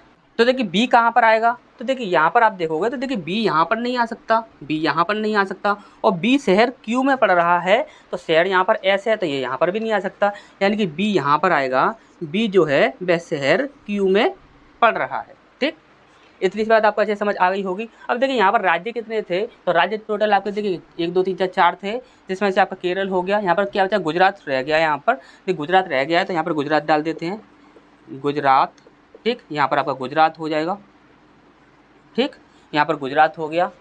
और इसके बाद यहाँ पर देखिए कॉलेज सारे हो चुके हैं, राज्य सारे हो चुके हैं, और यहाँ पर देखिए छात्र कौन बचा है, यहाँ पर ए से लेकर डी तक थे, तो ए बी, यहाँ पर हो जाएगा आपका सी, सी बचा हुआ है तो सी हो जाएगा। अब यहाँ पर देखिए 2 यहाँ पर बॉक्स खाली हुए हैं हमारे यहाँ पर शहर के लिए। ठीक, तो शहर कौन से हैं, पी क्यू आर और एस। यहाँ पर देखिए क्यू और एस तो हो गया, क्यू हो गया और एस हो गया। ठीक, अब यहाँ पर बचा क्या आपका, तो बचा आपका पी और आर। ठीक, तो इसके लिए हम क्या करेंगे, या तो पी यहाँ पर होगा या फिर आर यहाँ पर होगा। ठीक, या तो पी यहाँ पर होगा या फिर आर यहाँ पर होगा। ठीक, तो अच्छे से ये बात आपको समझ आ गई होगी। तो देखिए ये अभी आपके जो 3 प्रश्न हैं, सबसे पहले हम इन्हें सॉल्व कर लेते हैं। देखिए यहाँ पर सबसे पहला प्रश्न दिया गया है, ए किस राज्य में पढ़ रहा है, तो ए के बारे में हमें बताना है। तो ए जो है वह किस राज्य में पढ़ रहा है, तो ए पढ़ रहा है गुजरात में। तो यहाँ पर देखेंगे गुजरात कहाँ पर है, तो यहाँ पर बी ऑप्शन हमारा यहाँ पर बिल्कुल सही था। ठीक, इसके बाद नेक्स्ट है आपका दूसरा है, साइंस कॉलेज कहाँ स्थित है। साइंस कॉलेज जो है वह कहाँ स्थित है, तो साइंस कॉलेज कहाँ पर स्थित है, केरल में, क्यू में। और यहाँ पर देखिए यहाँ पर क्या दिया हुआ है, यहाँ पर शहर क्यू दिया हुआ है, तो शहर क्यू यहाँ पर आपका बिल्कुल सही हो जाएगा। ठीक, इसके बाद नेक्स्ट तीसरा प्रश्न है, यहाँ पर बोला गया है सी कहाँ पढ़ रहा है, तो सी कहाँ पढ़ रहा है, तो देखिए यहाँ पर देखिए क्या क्या दिया गया हुआ है, यहाँ पर साइंस कॉलेज में, तो देखिए साइंस कॉलेज में तो नहीं पढ़ रहा है, राजस्थान में, सी जो है वह राजस्थान में, तो देखिए राजस्थान में पढ़ रहा है। ठीक, तो यही हमारा सही आंसर हो जाएगा। ठीक, तो देखिए यहाँ पर हमसे पूछा गया है कि कौन सा एक कथन सही है। ये जो आपके 4 कथन दिए गए हैं, इन 4 कथनों में से कौन सा सही होगा। ठीक, तो देखिए यहाँ पर बात करें तो देखिए इंजीनियरिंग कॉलेज गुजरात में है, तो देखिए इंजीनियरिंग कॉलेज कहाँ पर है, तो देखिए इंजीनियरिंग कॉलेज कहाँ पर है, गुजरात में नहीं है, वो कहाँ पर है, असम में है, तो ये तो आपका गलत हो जाएगा। ए केरल में पढ़ रहा है, तो ए जो है वह केरल में पढ़ रहा है, नहीं पढ़ रहा है, वह गुजरात में पढ़ रहा है, तो ये भी गलत हो जाएगा। ए साइंस कॉलेज में पढ़ रहा है, तो देखिए साइंस कॉलेज तो ये रहा, इसमें तो बी पढ़ता है, तो ये गलत हो जाएगा। यानी कि सही आंसर हमारा क्या होगा, ए होगा। यानी कि डी शहर एस में नहीं पढ़ रहा है, तो डी जो है वह शहर एस में नहीं पढ़ रहा है। तो देखिए शहर एस में तो नहीं पढ़ रहा है, क्योंकि शहर एस में कौन पढ़ रहा है, सी पढ़ रहा है। ठीक, तो यहाँ पर ये वाला आपका बिल्कुल सही हो जाएगा। ठीक, इसके बाद नेक्स्ट प्रश्न हमारे यहाँ पर देखिए यहाँ पर बोला गया है कि इंजीनियरिंग कॉलेज के संबंध में कौन सा कथन सही है। तो देखिए इंजीनियरिंग कॉलेज कौन सा है, तो देखिए इंजीनियरिंग कॉलेज आपका ये वाला है। ठीक, इसके बारे में हमसे पूछा गया है कि यह गुजरात में है, तो देखिए गुजरात में नहीं है, ये कहाँ पर है, असम में है, तो ये आपका गलत हो जाएगा। डी वहाँ पढ़ रहा है, तो देखिए इंजीनियरिंग कॉलेज में कौन पढ़ रहा है, डी पढ़ रहा है, तो यानी कि ये हमारा बिल्कुल सही हो जाएगा। ठीक, तो देखिए यहाँ पर हमसे बोला गया है कौन सा कथन सही है। इन 4 ऑप्शन में से आपका कौन सा कथन सही होगा वो हमें यहाँ पर बताना है। ठीक, तो देखिए बी गुजरात में पढ़ रहा है, तो बी कहाँ पर पढ़ रहा है, गुजरात में नहीं, केरल में पढ़ रहा है, तो ये आपका गलत हो जाएगा। सी केरल में पढ़ रहा है, तो देखिए बी यहाँ पर देखिए सी जो है वह केरल में कैसे पढ़ लिया, केरल में तो बी पढ़ रहा है, तो ये गलत हो जाएगा। शहर क्यू असम में स्थित है, शहर क्यू कहाँ पर है, तो देखिए शहर क्यू जो है वह असम में स्थित है, नहीं वो केरल में स्थित है। ठीक, तो ये आपका गलत हो जाएगा, तो सही आपका यही होना चाहिए। इंजीनियरिंग कॉलेज असम में स्थित है, तो इंजीनियरिंग कॉलेज जो है वह असम में स्थित है, तो ये बात बिल्कुल सही है। ठीक, इस पर नेक्स्ट प्रश्न है हमारे यहाँ पर जी। देखिए यहाँ पर एक पासे की 4 स्थितियाँ दी गई थी, और ये जो आपका एक प्रश्न दिया गया था, इस प्रश्न में टोटल आपके ये 3 प्रश्न पूछे गए थे। ठीक, इन 3 प्रश्नों के हमें यहाँ पर जवाब देने हैं। यहाँ पर देखिए एक बात ध्यान से समझ लीजिए, जिस किसी को भी देखिए डाइस आता है तो अच्छी बात है, यदि डाइस नहीं आता तो वहाँ पर हम आपको एक बात बता देते हैं, वो बात आप याद रखिएगा। ठीक, यहाँ पर टोटल 99% प्रश्न जो होते हैं, यहाँ पर टोटल 99% जो प्रश्न होते हैं वो आपके सिर्फ 3 तरीक़ों से ही सॉल्व हो जाते हैं। और वो 3 तरीके क्या होते हैं, तो देखिए सबसे पहला तरीका जो कि मोस्ट इम्पोर्टेंट पॉइंट होता है डाइस का, वो आपको याद रखना है कोई भी आपकी एक आकृति हुई, कोई भी एक आकृति, जैसे कि हमने ये वाली आकृति ले ली। अब ये वाली जो आकृति होगी इसमें कभी भी आपको जितने भी आपको आकृति दिखेंगी, इसके अंदर देखिए एक क्रॉस दिख रहा है, एक यहाँ पर एक बिंदु है और एक यहाँ पर दो बिंदु है। तो ये जितने भी आपको दिख रहे होंगे ये सभी एक दूसरे के कभी भी विपरीत नहीं हो सकते, ये कभी भी एक दूसरे के विपरीत नहीं हो सकते। ठीक, तो पहला पॉइंट तो आपका ये होता है। दूसरा पॉइंट क्या होता है कि यहाँ पर यदि देखिए हमने दो आकृतियाँ ली और दो आकृतियों में कोई दो नंबर आपके कॉमन हो, दो आकृतियों में कोई दो नंबर आपके कॉमन हो, तो वहाँ पर तीसरे जो आपके बचते हैं वो आपस में एक दूसरे के विपरीत होते हैं। जैसे कि हम यहाँ पर आपको दिखाएं तो देखिए, जैसे कि आप यहाँ पर देखोगे तो देखिए यहाँ पर आपका तीन बिंदु हैं, यहाँ पर भी आपके तीन बिंदु हैं, यहाँ पर आपका एक लाइन है और यहाँ पर आपका एक लाइन है। ठीक, तो यहाँ पर देखिए लाइन लाइन, तीन बिंदु और तीन बिंदु, ये दो यहाँ पर क्या है कॉमन है। तो यहाँ पर हमेशा ही याद रखिएगा कि ये वाला और ये वाला, ये दोनों हमेशा एक दूसरे के क्या होंगे, विपरीत होंगे। ठीक, और तीसरा पॉइंट क्या होता है, तो तीसरा पॉइंट ये होता है कि जहाँ कहीं भी आपको ऐसा दिखे कि वहाँ पर दो आकृतियाँ ऐसी हों जिसमें आपके सिर्फ एक कॉमन हो, कोई भी आपका एक कॉमन हो, उसके बाद दो जो होंगे वो आपके अलग अलग होंगे, तो वहाँ पर आपको क्या करना है कि या तो आप क्लॉकवाइज चलोगे या एंटी क्लॉकवाइज चलोगे। उससे क्या होगा, आपको उन दोनों के जो विपरीत होंगे वो आपको मिल जाएंगे। ठीक, तो यहाँ पर देखिए, यहाँ पर आपके जो तीन प्रश्न पूछे गए थे सबसे पहले उन्हें देखते हैं।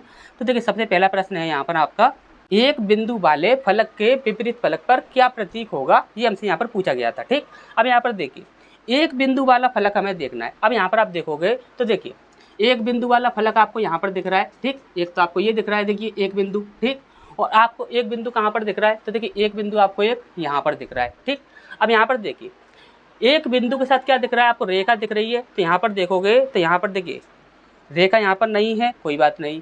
दो बिंदु हैं तो देखिए दो बिंदु कहाँ पर हैं, तो देखिए दो बिंदु आपके यहाँ पर दिए हैं। तो यहाँ पर दो बिंदु तो कभी भी एक बिंदु के विपरीत नहीं हो सकते। ठीक, अब यहाँ पर आप देखोगे तो क्रॉस भी है इसके साथ, तो देखिए क्रॉस भी आपका इसका विपरीत नहीं हो सकता। ठीक, अब यहाँ पर आप देखोगे तो यहाँ पर तीन बिंदु, तो यहाँ पर देखिए ये हमारा जो नियम था ये यहाँ पर आकर तो आपका फेल हो जाता है। ठीक, अब फिर किसी दूसरे नियम से यहाँ पर हम देखते हैं। तो दूसरे नियम से यदि हम यहाँ पर देखें तो देखिए यहाँ पर आपका देखिए एक बिंदु है, इसके साथ कोई ऐसा देखिए जैसे कि यहाँ पर आपको दिख रहा होगा, यहाँ पर आपके देखिए दो बिंदु हैं और यहाँ पर भी आपके दो बिंदु हैं, यहाँ पर आपके दो बिंदु हैं, यहाँ पर भी आपके दो बिंदु हैं, यहाँ पर एक रेखा है और यहाँ पर एक रेखा है। तो यानी कि यहाँ पर 100% क्या होगा कि यहाँ पर एक जो होगा वह तीन का विपरीत होगा। अच्छा, समझ आ गया होगा। अभी अभी हमने आपको बताया था, देखिए यहाँ पर दो बिंदु, यहाँ पर भी दो बिंदु, यहाँ पर एक रेखा, यहाँ पर भी एक रेखा, यानी कि रेखा रेखा और बिंदु बिंदु, यानी कि दो पॉइंट यहाँ पर कॉमन है। यदि दो पॉइंट यहाँ पर कॉमन है तो तीसरे जो पॉइंट होंगे वो हमेशा एक दूसरे के विपरीत होंगे, यानी कि एक का विपरीत क्या हो जाएगा, तीन हो जाएगा। तो एक का विपरीत क्या हो जाएगा, तीन बिंदु हो जाएगा, यानी कि बी ऑप्शन हमारे यहाँ पर सही हो जाएगा। ठीक, इस पर नेक्स्ट को देखते हैं। दूसरा प्रश्न दिया गया है, दो बिंदुओं वाले फलक के विपरीत फलक पर क्या प्रतीक होगा। अब दो बिंदुओं के विपरीत फलक पर देखना है, तो देखिए यहाँ से तो हम नहीं देख सकते, तो यहाँ पर देखें, वैसे हम यहाँ पर वाला तरीका देखें तो देखिए दो बिंदु के साथ आपको रेखा दिख रहा है, तो यहाँ पर देखो यहाँ पर रेखा दिख रहा है तो रेखा विपरीत नहीं होगा। दो बिंदु के साथ तीन बिंदु दिख रहा है तो तीन बिंदु भी विपरीत नहीं होगा, तीन बिंदु भी यहाँ पर विपरीत नहीं होगा। यहाँ पर दो बिंदु के साथ देखिए एक बिंदु भी दिख रहा है तो एक बिंदु भी विपरीत नहीं होगा। ठीक, तो यहाँ पर बचा क्या हमारा, चार बिंदु, यानी कि यहाँ पर दो बिंदु का विपरीत क्या हो जाएगा, चार बिंदु हो जाएगा। ठीक, यहाँ पर हमारा वो वाला पॉइंट था वो काम कर गया। ठीक, यहाँ पर देखिए दो तरीके से हमने यहाँ पर प्रश्न सॉल्व किए हैं। अब यहाँ पर देखेंगे तीसरा प्रश्न क्या दिया गया था, क्रॉस वाले फलक के विपरीत फलक पर क्या प्रतीक होगा। अब देखिए यहाँ पर देखिए क्रॉस तो आपको सिर्फ एक यहाँ पर सिंगल यहीं पर दिख रहा है और कहीं पर भी आपको क्रॉस नहीं दिखेगा। ठीक, तो यहाँ पर हमें क्या करना होगा कि यहाँ पर देखिए ध्यान से देखिएगा, हमने देखा कि यहाँ पर आपका क्रॉस है और यहाँ पर देखोगे तो यहाँ पर देखिए दो बिंदु हैं, यहाँ पर आपके दो बिंदु हैं, यहाँ पर आपका एक बिंदु है, तो यहाँ पर आपका एक बिंदु है। अब यहाँ पर देखिए दो बिंदु और एक बिंदु, दो बिंदु और एक बिंदु यहाँ पर आपके कॉमन है, तो यानी कि 100% क्रॉस का विपरीत क्या होगा, तो क्रॉस का विपरीत होगा रेखा। क्या होगा, रेखा होगा। ठीक, तो यहाँ पर रेखा कहाँ पर है, तो यहाँ पर सी ऑप्शन जो है वो हमारे यहाँ पर सही हो जाएगा। ठीक, अच्छा समझ आ गया होगा। नेक्स्ट क्वेश्चन की ओर बढ़ते हैं। इस पर नेक्स्ट प्रश्न हमारे यहाँ पर देखिए, ये आपका एक श्लोक से संबंधित प्रश्न है और देखिए हमने आपको हमेशा ही बोला है कि श्लोक को सॉल्व करना तो सबसे ज़्यादा ईजी होता है। ठीक, अब यहाँ पर देखिए यहाँ पर बोला क्या गया है, यहाँ पर कथन दिए गए हैं। सबसे पहला कथन है आपका, कुछ चूहे बिल्लियाँ हैं। हमने बोला ये हैं चूहे और ये हैं बिल्लियाँ। हमने बोला कुछ ऐसे चूहे हैं, कुछ ऐसे चूहे हैं जो कि क्या हैं, बिल्लियां हैं। अब देखिए ये कुछ वाला हिस्सा आपको यहाँ पर दिख रहा होगा, ठीक। अब यहाँ पर देखिए दूसरा पॉइंट बोला गया था, कुछ बिल्लियां कुत्ते हैं। कुछ ऐसी बिल्लियां हैं जो कि क्या हैं, कुत्ते हैं, कुत्ते, ठीक। तो कुछ ऐसी बिल्लियां हैं जो कि क्या हैं, कुत्ते हैं, ठीक। तो ये कुछ वाला हिस्सा हो गया, ठीक। अब इसका तीसरा पॉइंट बोला गया था, कोई भी कुत्ता गाय नहीं है। कोई भी कुत्ता जो है वह गाय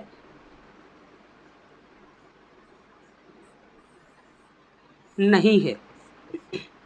कोई भी ऐसा कुत्ता नहीं है जो कि गाय हो, ठीक। निष्कर्ष दिए गए हैं, कोई भी गाय बिल्ली नहीं है, ठीक। अब यहाँ पर देखिए, यहाँ पर बोला गया है कि कोई भी गाय जो है बिल्ली नहीं है, ठीक। अब यहाँ पर देखिए, आप ध्यान से समझिएगा, यहाँ पर हम बोलना क्या चाहते हैं वो चीज़ ध्यान से समझिएगा। हमने बोला कि ये पूरा की पूरा ये जो एक सर्कल है, ये जो आपको एक सर्कल दिख रहा है, ये सर्कल किसका है? तो आपने बोला कि ये सर्कल जो है ये कुत्ते का सर्कल है, इसमें टोटल कुत्ते आते हैं, ठीक। हमने बोला कि इस सर्कल के अंदर ये छोटा सा हिस्सा किसका है? तो आपने बोला कि ये छोटा सा जो हिस्सा है ये बिल्लियों का है। तो यानी कि हम यहाँ कह सकते हैं कि यहाँ कुत्ते तो हैं ही, यानी कि सारे कुत्ते तो हैं ही, लेकिन कुछ ऐसे कुत्ते हैं जो कि क्या हैं, बिल्लियाँ हैं, ठीक। इतना हम बोल सकते हैं। हमने बोला कि कोई भी ऐसा कुत्ता नहीं है जो कि गाय हो। तो क्या हम ये नहीं बोल सकते कि कोई भी, कुछ ऐसी बिल्लियाँ, देखिए ध्यान से समझिएगा, कुछ ऐसी बिल्लियाँ हैं जो कि गाय नहीं हैं। कुछ ऐसी बिल्लियाँ हैं जो कि गाय नहीं हैं, ये हम यहाँ पर 100% श्योर कह सकते हैं। क्यों कह सकते हैं? क्योंकि ये जो आपका पूरा सर्कल है, इस सर्कल के साथ गाय के सर्कल का रिलेशन जो है वो कैंसिल हो चुका है। जब इस पूरे सर्कल के साथ रिलेशन कैंसिल हो गया है तो इस पूरे सर्कल के अंदर जो कुछ भी आएगा उसके साथ इसका रिलेशन पूरी तरह से कैंसिल हो जाएगा। अब यहाँ पर देखिए, इस पूरे सर्कल के अंदर गाय बिल्लियों का कुछ हिस्सा आ रहा है। यदि कुछ हिस्सा आ रहा है तो हम ये कह सकते हैं कि कुछ ऐसी बिल्लियाँ हैं जो कि गाय नहीं हैं। लेकिन यहाँ पर क्या बोला गया है कि कोई भी गाय बिल्ली नहीं है, यानी कि सारी ही बिल्लियों के बारे में बोल दिया गया है। तो यहाँ पर ये क्या होगा, कैंसिल हो जाएगा। ऐसा हम यहाँ पर बिल्कुल भी नहीं बोल सकते, ठीक। अच्छे समझ आ गया होगा। दूसरा पॉइंट देखते हैं। दूसरा पॉइंट बोला गया है, कोई भी कुत्ता चूहा नहीं है। कोई भी ऐसा कुत्ता है जो कि चूहा नहीं है। तो देखिए ध्यान से समझिएगा, इसका रिलेशन इसके साथ है, इसका रिलेशन इसके साथ है और इसका रिलेशन इसके साथ है, ठीक। अब यहाँ पर इसका रिलेशन इसके साथ है। यदि बिल्लियों की और कुत्तों की बात की जाए तो हम यहाँ पर कह सकते हैं कि कुछ ऐसे कुत्ते हैं जो कि बिल्लियाँ हैं। हम ये भी कह सकते हैं कुछ ऐसी बिल्लियाँ हैं जो कि कुत्ते हैं, ठीक। अब यहाँ पर क्या बोला गया है, कोई भी कुत्ता चूहा नहीं है। कोई भी कुत्ता जो है वह चूहा नहीं है। कहाँ गया, कोई भी कुत्ता चूहा नहीं है। तो इसके बीच में हम यहाँ पर बिल्कुल भी कुछ भी नहीं कह सकते कि कुछ भी हो सकता है या नहीं हो सकता। इन दोनों के बीच में क्या रिलेशन है क्या नहीं है, ये हम कुछ भी नहीं कह सकते। जब हम कुछ भी नहीं कह सकते तो ये भी हमारे यहाँ पर क्या होगा, कैंसिल हो जाएगा, ठीक। अच्छे समझ आ गया होगा। हम इन दोनों के बारे में कुछ भी नहीं कह सकते, हम इन दोनों के बारे में कह सकते हैं और इन दोनों के बारे में कह सकते हैं, ठीक। लेकिन इन दोनों के बारे में हम कुछ भी नहीं कह सकते कि इनके बीच में क्या चल रहा है, ठीक। अब यहाँ पर देखिए तीसरा पॉइंट है, कुछ बिल्लियाँ चूहे हैं। कुछ बिल्लियाँ जो हैं वह चूहे हैं। बिल्लियाँ ये है, चूहे ये हैं। तो ये तो आपको साफ दिख रहा है, कुछ ऐसी बिल्लियाँ हैं जो कि चूहे हैं, या फिर ये बोल दो कि कुछ चूहे हैं ऐसे जो कि बिल्लियाँ हैं। कुछ भी बोल दो, बात एक ही है। यानी कि तीसरा हमारे यहाँ पर सही होता है। तो यहाँ पर हमारा दूसरा और पहला गलत होता है और यहाँ पर तीसरा सही होता है। तो यहाँ पर सी ऑप्शन हमारे यहाँ पर सही हो जाएगा, ठीक। अच्छे समझ आ गया होगा। नेक्स्ट क्वेश्चन की ओर बढ़ते हैं, वो भी आपका श्लोक से ही संबंधित है। इस पर नेक्स्ट प्रश्न है हमारे यहाँ पर। देखिए यहाँ पर ये भी आपका एक श्लोक से संबंधित प्रश्न है।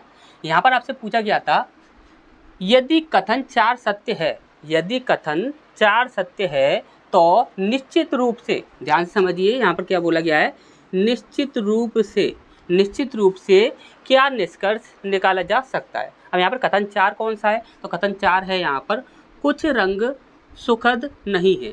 यहाँ पर हमने बोला कुछ ऐसे रंग हैं, कुछ ऐसे रंग हैं जो कि सुखद,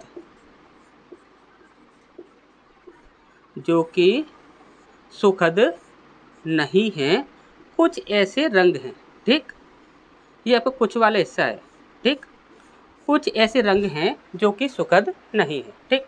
अब यहाँ पर देखिए सबसे पहला पॉइंट बोला गया था, सभी रंग सुखद हैं। अब यहाँ पर देखिए ध्यान से समझिए, हमने बोला कि यहाँ पर ये वाला जो हिस्सा है, ये वाला जो हिस्सा है, इस वाले हिस्से के साथ हमने इसका रिलेशन कैंसिल कर दिया। ये वाला जो हिस्सा है, ये लाइनिंग वाला, इस वाले हिस्से के साथ हमने इसका रिलेशन कैंसिल कर दिया, तो हमें इससे कोई भी मतलब नहीं होगा। ध्यान समझ लीजिए, यदि हमने इस वाले हिस्से से इसका रिलेशन कैंसिल किया है तो हमें इससे कोई भी मतलब नहीं होगा। लेकिन यदि इस पूरे से इसका रिलेशन कैंसिल कर दिया जाता, इस पूरे से इसका रिलेशन कैंसिल कर दिया जाता, तो हम ये कह सकते थे कि इससे भी इसका रिलेशन कैंसिल हो जाएगा। ठीक, अच्छा समझ आया होगा। नहीं समझ आया तो दोबारा समझ लीजिए। यदि इस पूरे सर्कल से यदि इसका रिलेशन कैंसिल होता तो यहाँ पर हम ये कह सकते थे कि इससे भी इसका रिलेशन कैंसिल हो जाएगा। लेकिन इस सर्कल के साथ इसका रिलेशन कैंसिल हुआ है, सिर्फ इतने हिस्से के साथ, इतने हिस्से के साथ इसका रिलेशन कैंसिल हुआ है, तो बाकी के हिस्से के साथ इसका रिलेशन कैंसिल हुआ है या नहीं, ये हम बिल्कुल भी नहीं कह सकते। तो यानी कि ये जो होगा सभी रंग सुखद हैं, तो ये तो आपका बिल्कुल गलत हो जाएगा। ठीक, इस पर नेक्स्ट है आपका कुछ रंग सुखद हैं। कुछ रंग सुखद है, तो देखिए कुछ रंग ऐसे हैं जो कि सुखद हैं या कुछ रंग ऐसे हैं जो कि सुखद नहीं हैं, तो ये भी हम यहाँ पर पूरी तरह से हम यहाँ पर बिल्कुल नहीं कह सकते, कंफर्म नहीं कह सकते, क्योंकि यहाँ पर देखिए कुछ हिस्से ऐसा है जो कि नहीं है और ऐसा हो सकता है कुछ हिस्सा ऐसा हो जो कि हो सुखद। ठीक, तो यहाँ पर इसके बारे में हम यहाँ पर कुछ भी नहीं कह सकते, इसके बारे में हम कंफर्म नहीं है। ठीक, अब यहाँ पर तीसरा है कोई भी रंग सुखद नहीं है। कोई भी ऐसा रंग है, देखिए कोई भी ऐसा रंग है जो कि सुखद नहीं है, तो यहाँ पर देखिए कोई भी के बारे में बोला है। कोई भी जब कभी भी लग गया तो यहाँ समझ लीजिए निश्चित तौर पर बात कर रहा है, ये निश्चित तौर पर बात कर रहा है। तो देखिए कोई भी रंग ऐसा नहीं है जो कि सुखद हो, कोई भी रंग सुखद नहीं है, तो कोई भी ऐसा रंग नहीं है जो कि सुखद हो, ऐसा हम बिल्कुल भी नहीं कह सकते, ये तो आपका गलत हो ही जाएगा। यहाँ पर ये वाला जो है, ये वाला हिस्सा जो है, इसके बारे में हम कंफर्म कह सकते हैं कि ये वाला सुखद नहीं है, लेकिन पूरे के बारे में हम यहाँ पर नहीं कह सकते कि ये आपका सुखद है या नहीं। तो इसे हम यहाँ पर क्या करेंगे, गलत करेंगे, इसके बारे में हम यहाँ पर कुछ भी नहीं कहेंगे। तो यहाँ पर हमारा आंसर जो होना चाहिए, यहाँ पर आप देखिए आपको कन्फ्यूजन हो जाएगी। यहाँ पर देखिए, यहाँ पर आपके देखिए 1 2 3 और तीनों में आप कन्फ्यूज हो रहे होंगे कि आपका आंसर कौन सा करना है। तो यहाँ पर देखिए आंसर आपको क्या करना है, तो यहाँ पर देखिए अच्छे से आंसर को पुट करने के लिए आपको करना क्या होगा कि यहाँ पर आपको थोड़ा सा ऑब्जर्व करना होगा। यहाँ पर देखा, यहाँ पर बोला गया है कोई भी, देखिए आंसर जो होगा ये तो आपका कभी भी नहीं होगा, क्योंकि इसमें तो कन्फ्यूजन है, ये तो आपकी या वाली कंडीशन है। ठीक, ये तो आपकी कन्फर्मली या वाली कंडीशन हो गई, लेकिन आंसर जो होगा वो आपका इन दोनों में से ही होगा। और आंसर कौन सा है वो हम आपको बताते हैं कि वो आपको कैसे डिसाइड करना है। ठीक, अब यहाँ पर देखिए, यहाँ पर क्या बोला गया, कोई भी, और यहाँ पर क्या बोला गया, सभी रंग। देखिए कोई भी और सभी रंग, इन दोनों में काफ़ी अंतर है।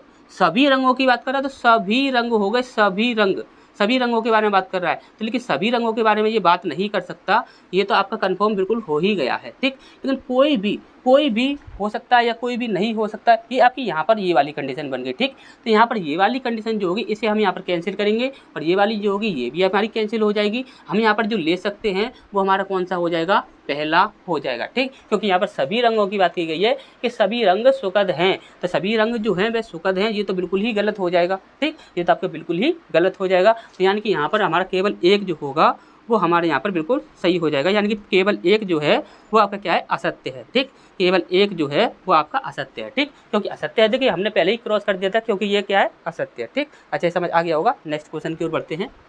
इसका नेक्स्ट प्रश्न है हमारे यहाँ पर, देखिए ये आपका एक कैलेंडर से संबंधित प्रश्न है। यहाँ पर बोला गया है, यदि किसी विशेष वर्ष में 12 जनवरी को रविवार है, क्या बोला गया है, 12 जनवरी को रविवार है, तो निम्नलिखित में से कौन सा सही है। ठीक, यहाँ पर ये आपके देखिए 4 ऑप्शन दिए गए हैं, इनमें से कौन सा सही होगा वो हमें यहाँ पर बताना है। ठीक, अब यहाँ पर देखिए बोला क्या गया था, 12 जनवरी को कौन सा दिन बताया गया है, रविवार। 12 जनवरी को रविवार बताया गया है। ठीक, अब यहाँ पर देखिए सबसे पहला ऑप्शन दिया गया है यहाँ पर हमारा, 12 जुलाई को रविवार है यदि वर्ष एक अधिवर्ष है। ठीक, वर्ष क्या है, एक अधिवर्ष है। ठीक, देखिए काफ़ी लोगों को हिंदी में नहीं पता हो कि अधिवर्ष क्या होता है, तो अधिवर्ष का मतलब होता है लीप वर्ष। ठीक, तो यहाँ पर देखिए बोला गया है कि 12 जुलाई को हमें क्या निकालना है, 12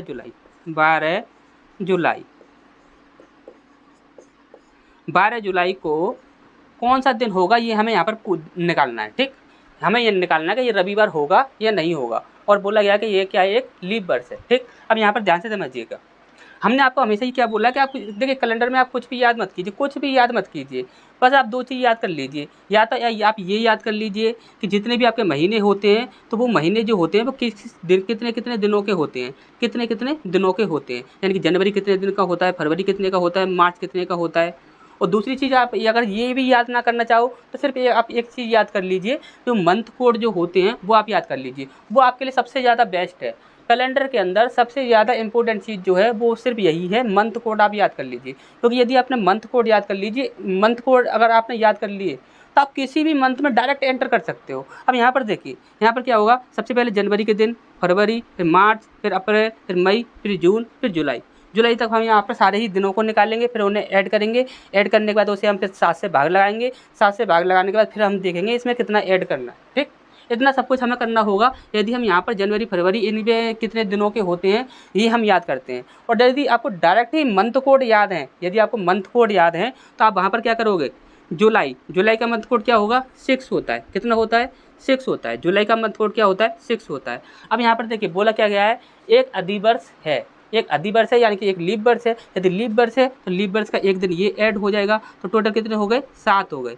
अब यहाँ पर देखिए 12 जनवरी को क्या था, रविवार था। अब रविवार में यदि आप 7 ऐड करोगे तो किसी भी दिन में आप 7 ऐड कर दीजिए, वही दिन आपका रिपीट होकर आ जाता है, यानी कि यहाँ पर भी क्या बन जाएगा, आपका रविवार बन जाएगा। क्या बन जाएगा, रविवार बन जाएगा। अब यहाँ पर हमारा रविवार निकल रहा है, यहाँ पर क्या बोला गया है, यहाँ पर भी आपका रविवार बोला गया है, यानी कि 12 जुलाई को रविवार है, यदि वर्ष एक अधिवर्ष है, तो यानी कि ये बात जो है वे बिल्कुल सही है। तो यहाँ पर ए ऑप्शन जो है वो हमारे यहाँ पर सही हो जाएगा। ठीक, तो नेक्स्ट क्वेश्चन की ओर बढ़ते हैं। इसका नेक्स्ट प्रश्न है हमारे यहाँ पर, देखिए यहाँ पर बोला गया है कि 3 व्यक्ति हैं ए, बी और सी, एक पंक्ति में खड़े हैं, किंतु आवश्यक नहीं कि इसी क्रम में हो, यानी कि ए बी सी इसी क्रम में हो, ये आवश्यक नहीं है। ए और बी के बीच 4 व्यक्ति हैं और बी तथा सी के बीच 7 व्यक्ति हैं। यदि सी के आगे 11 व्यक्ति हैं और ए के पीछे 13 व्यक्ति हैं, तो पंक्ति में खड़े व्यक्तियों की न्यूनतम संख्या क्या होगी, ये हमसे यहाँ पर पूछा गया है। ठीक, देखिए आपने काफ़ी बार ऐसा देखा होगा कि हमने प्रश्न को सॉल्व किया और सॉल्व करने के बाद हमारा जो आंसर आया वो हमारा ऑप्शंस में भी था। जैसे ही हमने आंसर को टिक किया, हम यहाँ पर घर आए, आंसर शीट देखी तो वहाँ पर वो आंसर क्या था, हमारा गलत था। अब हम यहाँ पर सोचते हैं कि हमने आंसर तो बिल्कुल सही पुट किया था, लेकिन वहाँ पर वो गलत कैसे हो गया। तो वहाँ पर देखिए, वहाँ पर होता क्या है कि काफ़ी लोग ना यहाँ पर गलती करते हैं। अब गलती क्या करते हैं कि वो यहाँ पर ठीक से नहीं देखते कि यहाँ पर बोला क्या गया है। यहाँ पर बोला गया है कि न्यूनतम संख्या क्या होगी। देखिए 2 प्रकार से ये प्रश्न आपका पूछा जाता है, एक तो पूछा जाता है कि न्यूनतम संख्या क्या होगी, और एक पूछा जाता है कि अधिकतम संख्या क्या होगी। ठीक, यहाँ पर देखिए हम दोनों प्रकार से निकालेंगे यहाँ पर, और यहाँ पर देखिए दोनों प्रकार से निकालने का जो तरीका होता है वो आपका अलग अलग रहता है। ठीक, देखिए यहाँ पर जैसे कि हमने बोला कि एक है आपका न्यूनतम, एक तो हमें निकालना है न्यूनतम संख्या क्या होगी। ठीक, एक हमें निकालना है अधिकतम, यानी कि अधिकतम संख्या क्या होगी। अब यहाँ पर देखिए उसने बोला है कि ए बी सी 3 व्यक्ति हैं, ए और बी के बीच 4 व्यक्ति हैं। ए और बी के बीच में कितने लोग हैं, 4 लोग हैं। हमने बोला कि ए है और ये बी है, इन दोनों के बीच में कितने लोग हैं, 4 लोग हैं।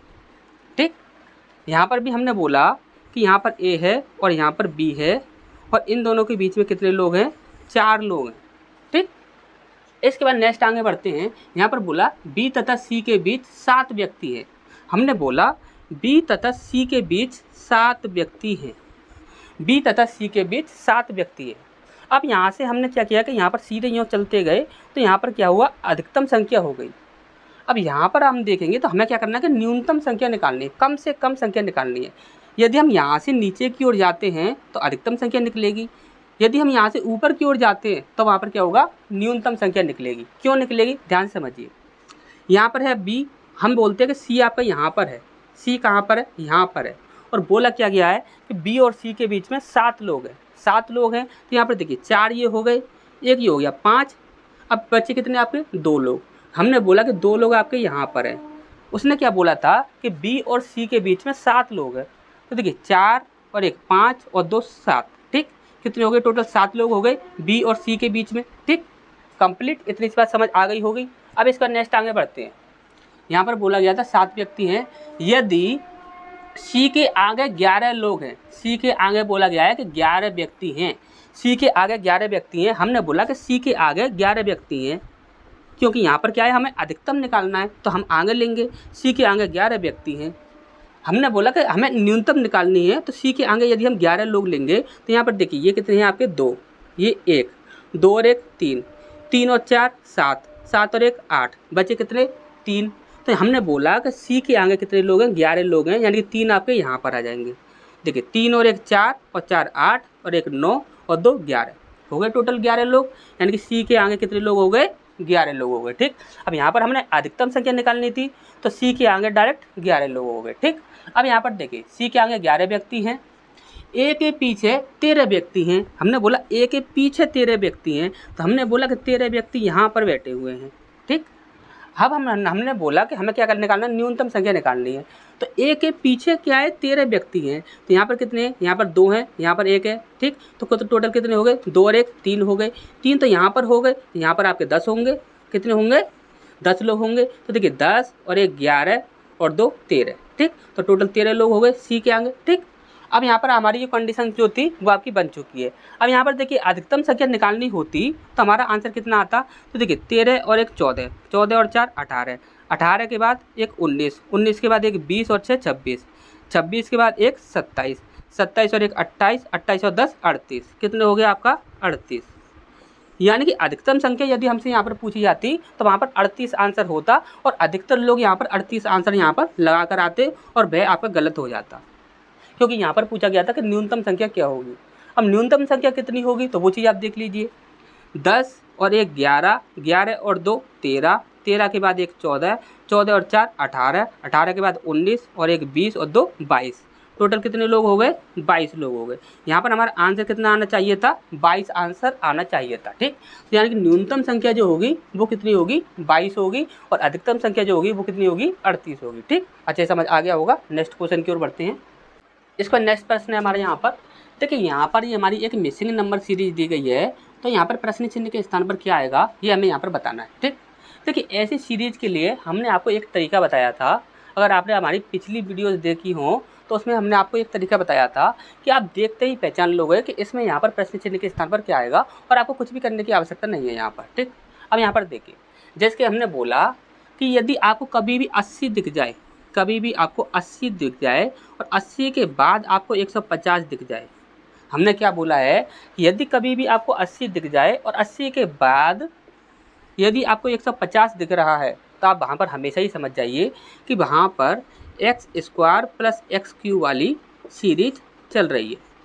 अभी x square plus x Q क्या है, तो जो भी आपका नंबर होगा उसके स्क्वायर के साथ उसका क्यू क्या होगा, ऐड हो रहा होगा। ठीक, अब यहाँ पर हम बात करें कि जो 80 जो होता है वो हमेशा ही 4 का स्क्वायर प्लस 4 का क्यू होता है, और ये 150 जो होता है वह हमेशा ही 5 का स्क्वायर प्लस 5 का क्यू होता है। अब यहाँ पर आप देखोगे तो ये आपका 4 का, ये आपका 5 का, तो ये कितने का हो जाएगा, ये 6 का स्क्वायर प्लस 6 का क्यू हो जाएगा, और ये 7 का स्क्वायर प्लस 7 का क्यू हो जाएगा। तो यहाँ पर आपका कितना आना चाहिए, तो यहाँ पर आपका आना चाहिए 8 का स्क्वायर प्लस 8 का क्यू। अब आप बोलोगे सर हमें स्क्वायर तो इतने तक याद हैं, लेकिन क्यू हमें याद नहीं है।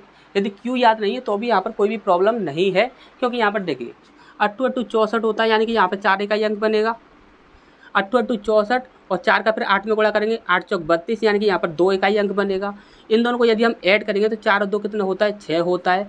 यदि 6 इकाई अंक बन रहा है तो यहाँ पर ऑप्शंस में देखिए, ऑप्शंस में 6 इकाई अंक कहाँ पर है, तो 6 इकाई अंक सिर्फ एक ही ऑप्शन में है, यानी कि यही हमारा सही आंसर हो जाएगा। ठीक, अच्छा ये समझ आया होगा। जिस किसी ने भी यहाँ तक ये वीडियो यदि कंप्लीट देखा है, तो इस वीडियो में जो क्वेश्चंस कराए गए थे उनका लेवल कैसा लगा आपको, और ये जो क्वेश्चंस थे ये क्वेश्चंस कैसे लगे आपको, और साथ ही साथ इनको जो सॉल्व कराने का जो हमारा तरीका था वो तरीका आपको कैसा लगा, एक बार कमेंट बॉक्स में कमेंट करके ज़रूर बताइएगा।